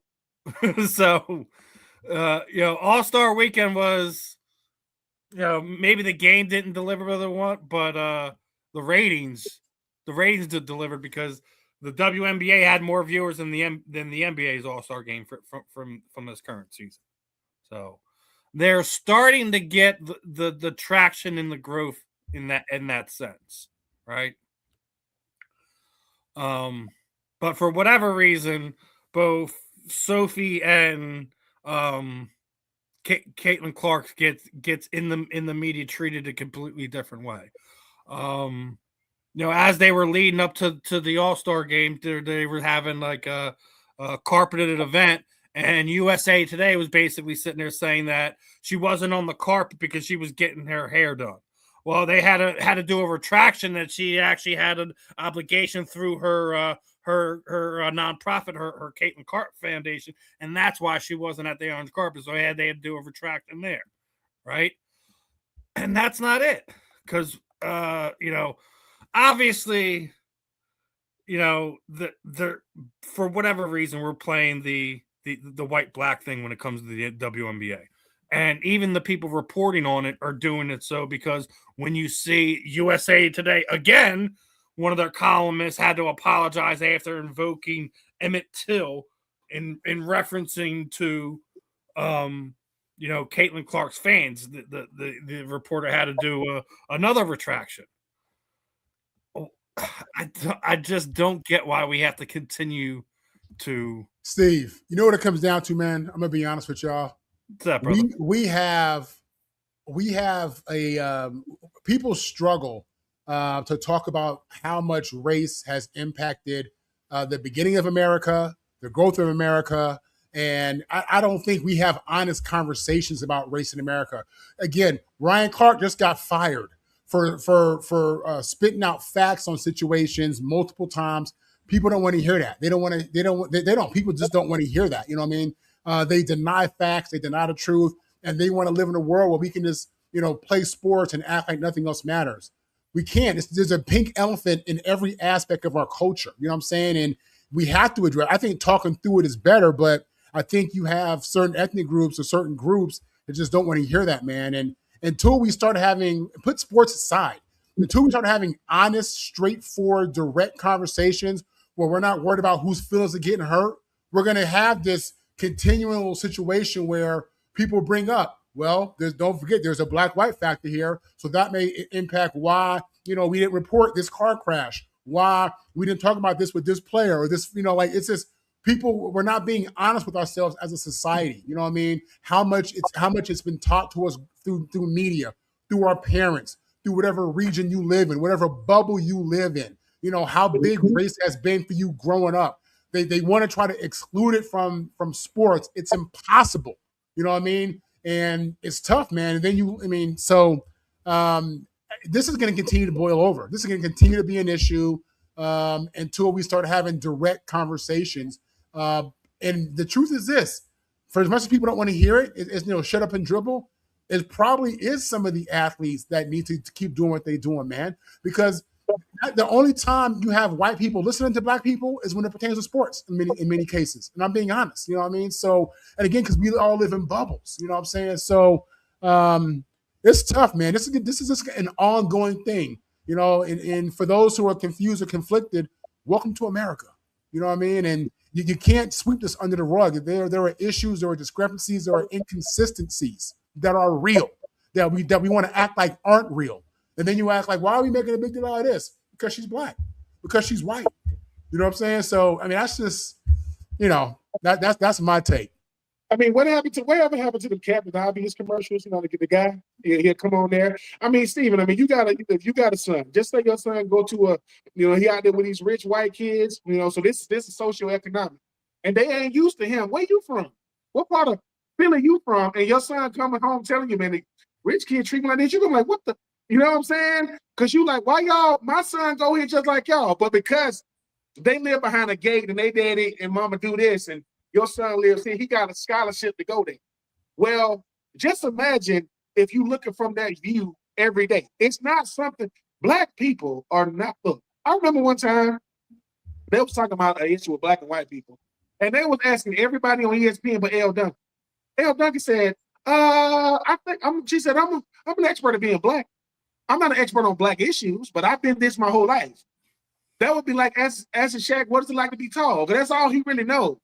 When it comes to these issues, sometimes you need to just listen. It ain't like people just want to chime in just because I want to chime in because I don't like what's being said. If my lady was pregnant, which she is not, and she was telling me I got labor pains, if I say it don't hurt that bad, what the hell? I can't see it. What? Your stomach look the same. It's almost like, Marv, what's infuriating is the fact that, look, we don't walk around saying, hey, man, it's injustice. It's racism. No, it just is. And when it shows itself, we saying, remember that thing I was telling you about? That's what it is. Caitlin Clark knows a little bit, and Sophie Cunningham, they know a little bit what it's. I'm going to tell you who really know what it's like. Ask Cooper DeJean what it's like being the only cornerback in the world that's white. Because I remember when he got drafted, they said he played what? Jason Sehorn killed it for every white cornerback that was going to be born, had been born. But Cooper DeJean said, look, man, I'm just playing the position. I'm just out here doing it. When it comes to this, the three things in America that will always be four things: controversy, politics, money, and race. That stuff is going to be polarizing, and we can accept the first three. We can accept politics, we can accept money, we can accept controversy. When it comes to race, it's so many people that's not black telling black people how you should see it. What you looking at like that for? Crazy. crazy. And I'm like, I said, wait a minute. I go, it's not that I'm saying it that way. You just don't. And like you say, like we always say on here, Steven and Marv, it's like this. Sports forces us to do it because it's in our face, right? And people be like, hey, man, look, it was a race issue when it was Word and Magic, but they were so good that we forgot that it was a race dynamic to this thing, right? It was a race dynamic to this thing. But as long as, listen, it's like when Coach Prime said, if you didn't want people to get mad about money, you shouldn't have gave us different size check. Once his check was bigger than mine, you got a problem. And if his check is the same as mine, I don't think we're the same player. Race is just one of those things where it's like people have a problem like, hey, dude, listen, let me tell you what black people and brown people not going to do. We're not going to get over it because we didn't invent this. I ain't invent this. It's just the fact that if Steven, I'm doing the thing with you, you can show me something that I ain't know. We like, see this right here? Oh, for real? I'm not going to say, man, what the hell are you talking about? That's not that. No, this is to tell somebody who know what they're looking at. If Steven is watching his son play a game and your son got hit in the back and the ref said, get over it, what the? You going to get kicked out. You want me to get over the fact the kid just hit my kid in the back? You're looking for two things. I'm looking for the ref and I'm looking for that kid's parents. Where your parents at? Oh, okay. Because I'm about to get a win before I get out of here. Somebody getting swung on. So, and like I say, it's not something that people want to talk about all the time. But one of my really, really good friends, man, best friend. We grew up in the Jim Crow South. When I used to when I moved to Brunswick, I stayed at his parents' house till I could find somewhere. It is Confederate soldier stuff, flags, all in this man's house. That's his house. I ain't gonna tell him to take it down. He letting me stay there. Before I left, he took all that stuff down. I didn't ask him to take it down. I didn't say I had a problem with it, but it's his house. Because when I lived with him, you know what I was able to do? How he thought about people that look like me? He was like, well, either I'm going about this thing wrong or, you know what I'm saying? I'm like, look, man, I ain't trying to be the black spokesperson for black people. I'm not. But that goes to right what Marvin's saying. Sometimes it's just about having a conversation. Yeah, and guess what? You know what's crazy and Steven, this is what I appreciate about you. You know, that's all it really be. It's just ain't nothing about that person's life gonna shift. It's just you would think that people getting death threats, their kids can't go to school. All we said was, hey man, Caitlin Clark knows what it's like to be a black person with the kind of stuff she's dealing with. What do you mean? What I just said? Oh, you think black people have to deal with that? Yes. Like, people don't like LeBron, right? People don't like LeBron sometimes because of how he looks. Because he grew up without his dad. And he wasn't supposed to do this. And he ain't got no baby mamas. And he ain't got no controversy. Because don't you know if he did? I'm just sitting there saying, like, when you look at this whole thing, like, I just think that it's so subjective in some situations. And then, like, even what Marvin's saying, like, when you have things that are reported differently when it comes from a different color, right? So I was just talking about what they were doing with Caitlin Clark. Well, let's talk about the big news of this week was the whole Kyle Shanahan situation. Oh. Now, let's not forget about this, right? Because no one wanted to talk about it for a week. We had my boy Tony Farmer on here when we were doing the whole Diana Versini thing. He's a 49ers guy. That's who he covers, right? And he was burying Kyle over this stuff. First, I'll give Kyle the credit that when it was time for him to go in front of the media, he didn't do the Mike Vrabel thing. He didn't skirt this. He didn't do this. He didn't have a prior engagement. He stood up there and he said it was me. I'm the one that's at fault. When it's been going around for a week that it was the girls who was at fault. He was also in a car that has a self-driving mechanism that he could have prevented the whole thing from happening himself. He made the mistake and all that. But when you sit there and you sit on this story for the better part of 2 weeks, and the Adam Schefters of the world, the Fox News of the world, all of them, no one wants to cover this. That's why we have a problem, and that's why we don't trust you guys, because you have an objective when it comes to everything. It doesn't matter if it's Kyle Shanahan. It shouldn't matter if it was, if Draymond Green had a situation. It shouldn't matter if D'Amico Ryans had a similar situation. It shouldn't matter. It should be covered the same way. Tiger Woods got destroyed in the media, as he should have, because he's putting people's lives in danger again. But this dude, they say he had 40 stitches in his face, almost lost his eye. They didn't speak about the alleged passenger that was with him and what kind of injuries he or she sustained. I don't know. But if this were a player, come on. If this were Hugh Jackson, Mike, you think this is getting swept under the rug? This is crazy. It was ludicrous. No one's talking about Tony Romo, who's a DUI. He didn't lose his broadcasting job with his DUI. Why are we talking about that? This Kyle Shanahan thing is crazy. Here's the thing, right? So Kyle Shanahan gets in the ring, almost dies. There isn't anything from nobody. Not San Francisco beat writers, not. But here's where you know. Here's where you know when someone says Kyle Shanahan did come out there and admit fault. Why did he admit fault? Because the young lady had a dash cam. So I can see what's coming at me. Number two, they put it out 11 days later at like 12 a.m. And Adam Schefter posted his at 1 minute after, which means so Adam Schefter knew and didn't post it. Well, what is shaky? Three things about this situation is crazy. Kyle Shanahan, who is his daddy? Mike Shanahan. Boom. Chris Sims. What is similar to Chris Sims and Kyle Shanahan? Oh, they was college roommates. But he knew too, because Chris Sims said that Kyle Shanahan's wife texted his wife. That's number two. But here's the really, it was a clerical error. At first, they said the police department was going to try to blame the young lady, but it's a clerical error. And they were saying, when it comes to this whole thing, right? Hey, man, she got a dash cam, so we got to. But here's the thing, Steven and Marv. If there was no wrongdoing, why cover up? If there was no wrongdoing, why take 11 days? And all I'm saying is, the same people that will defend Kyle Shanahan will get pissed off that LeVar Ball will go to bat for his son. I was in the 2004 NFL draft. I was in the 2004 NFL draft when Arch Manning came out and said that Eli will not be going to the Chargers. And when they asked him about it, he just pulled back.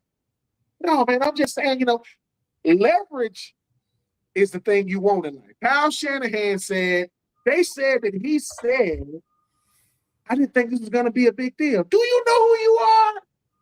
You in a head-on collision. You say you dropped your phone. You got a self-driving car. If this is just me, I could be wrong. If they could have blamed it on this young girl, they would have. But they can't.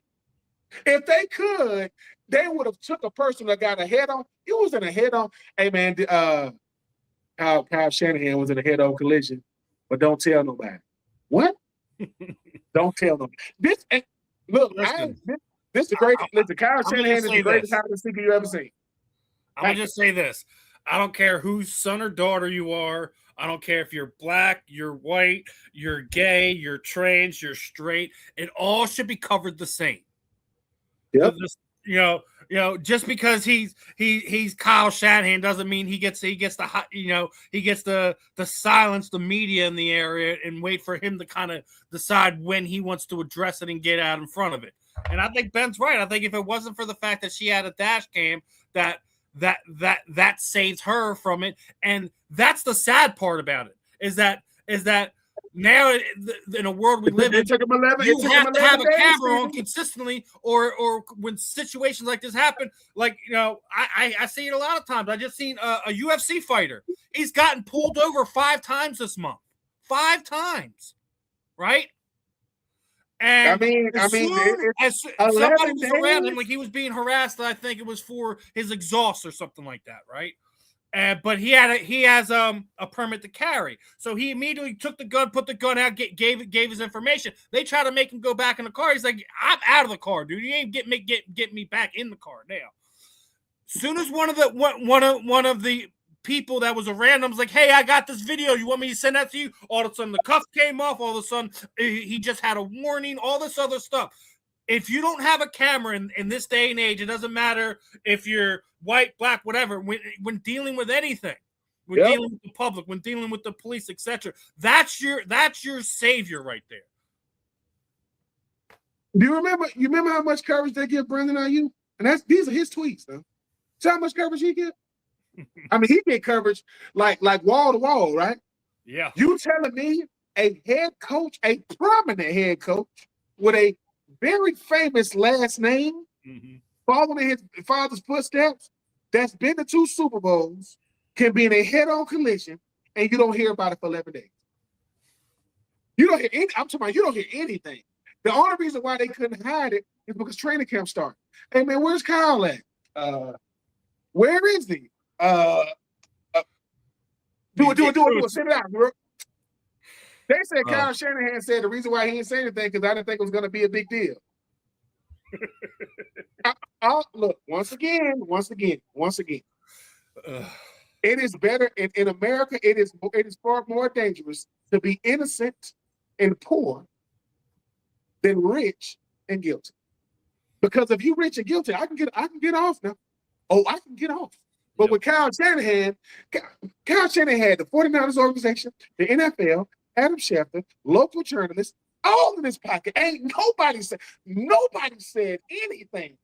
I'm to my note until he said, all right, let's put it out.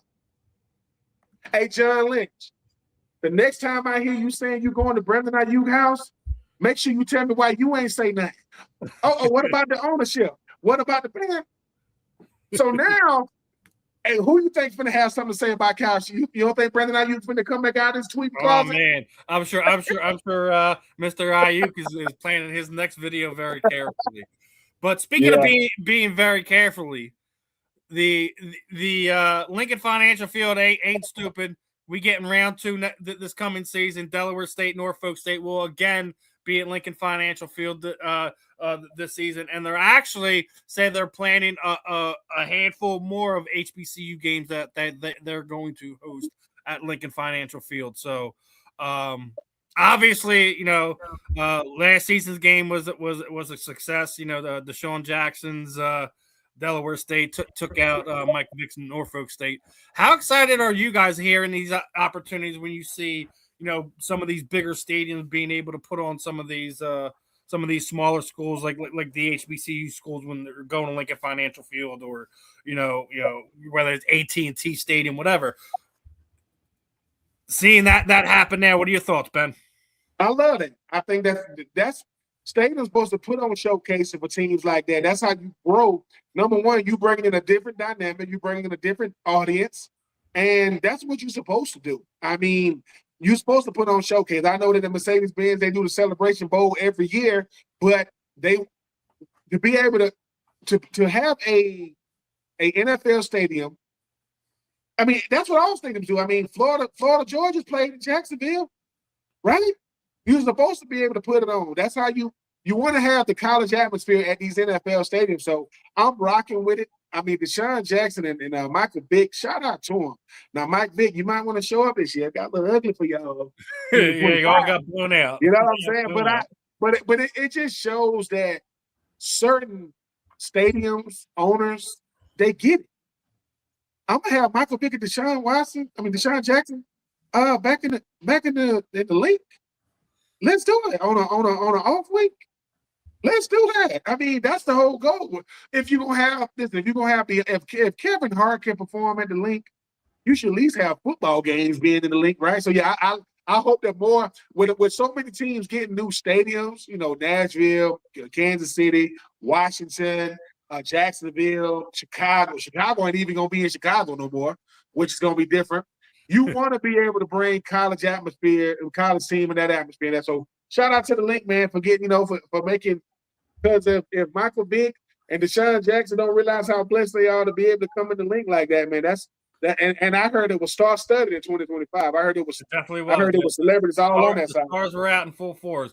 Marvin, your thoughts of them returning to both bring Norfolk State and Delaware State, Deshaun and Mike there, but also incorporating that they're going to be bringing a few more HBCU games to Lincoln Financial Field. Listen, I support anything positive. I do. This is a great thing. 2 former players, 2 former greats, and I love to see them in leadership positions. I love to see them have an impact in the lives of young men. I like that there is some type of media coverage showing that these are 2 guys who were just like all of us. We're young men, made mistakes, redemptions, life changing experiences, man. But they've come out on top. This is America, man. This is the land of second chances and third chances and fourth chances and fifth chances. And these guys represent all that. And that's a good thing, man. So I like every aspect of what's going on here. And, I have a tremendous amount of respect for HBCUs and the opportunities they present to young Americans. And again, I'm just happy to see Deshaun and Mike in real leadership positions really have an impact out there. So, and is being promoted as that. And that's a good thing. As we wrap it up, you know how we typically do this, guy. Give both Marvin and Ben each a chance to say their goodbyes and last thoughts for the day. Starting off with Marvin. Yeah, listen, Marvin Powell III. You can find me on all the social media. The handle Marvin on the mic. You catch me regularly here, the Fan in the End, with Steve Rychel and the great Ben Troupe. You can catch me 2-3 days a week with USCJ, talking everything USC football, and just really excited about football season coming up here. We get the first preseason game in like 9 days. Got the first USC game in like 31 days, but who's counting? This is a great time to be alive, and football season couldn't come fast enough. That said, I will absolutely be launching Marvin on the mic for the month of August, approaching the college football season, and just excited for that and just everything else that I've been doing as well. Ben, your final thoughts, your thoughts of the day. Man, looking forward to starting. Get it back going on my nonprofit, the Uncommon Crew. That's the Uncommon CRU, creating a real you in an uncommon way. Grown men, helping young men become better men. Listen, if you have a child between the age of 0 and 3, and they do not want to take a nap, you should be able to call the police, and they should be able to get fined for resisting arrest. I don't care how you feel. And as always, Marvin Powell for Hall of Fame. If you don't know, you should know. And if you ain't saying it, start saying it. Listen, don't watch me watch TV, but make sure you're watching the Fan in the End. We some of the best out there doing it. And if you don't believe us, keep watching us and see. It's always a pleasure kicking it, talking sports with you gentlemen here on the Fan in the End. As always, another fun episode in the book. Appreciate everyone's time. Make sure you guys are locked in. Is that everything works out for next week? We're going to be talking with, former Sixer, former Laker, Jermaine Jones should be hopping on, talking to basketball. Hopefully, we're able to get him on this time. That's crazy, man. That is just crazy to say out loud. It's okay, Steven. We're gonna listen. I'm gonna have to talk to your son and say, how did your daddy really react? You want me to tell you what he really did? Yeah. He was the one more excited than I was. He was the one more excited than I was. Hey, man, he was like, can we not do the baseball game there? Listen, I just hope that when you go to a 76ers game, LeBron, you and LeBron just catch eyes. You go like this, like, I'm looking right at you, Steve, and you like, I love you too, LeBron. I know. And you throw you his jersey. We'll see about that. But other than that, another one in the books. I'm Steve. That's Ben. That's Marvin. Another episode of the Fan in the End in the books. See you guys on the rebound, my friends. Peace on out. All right, y'all.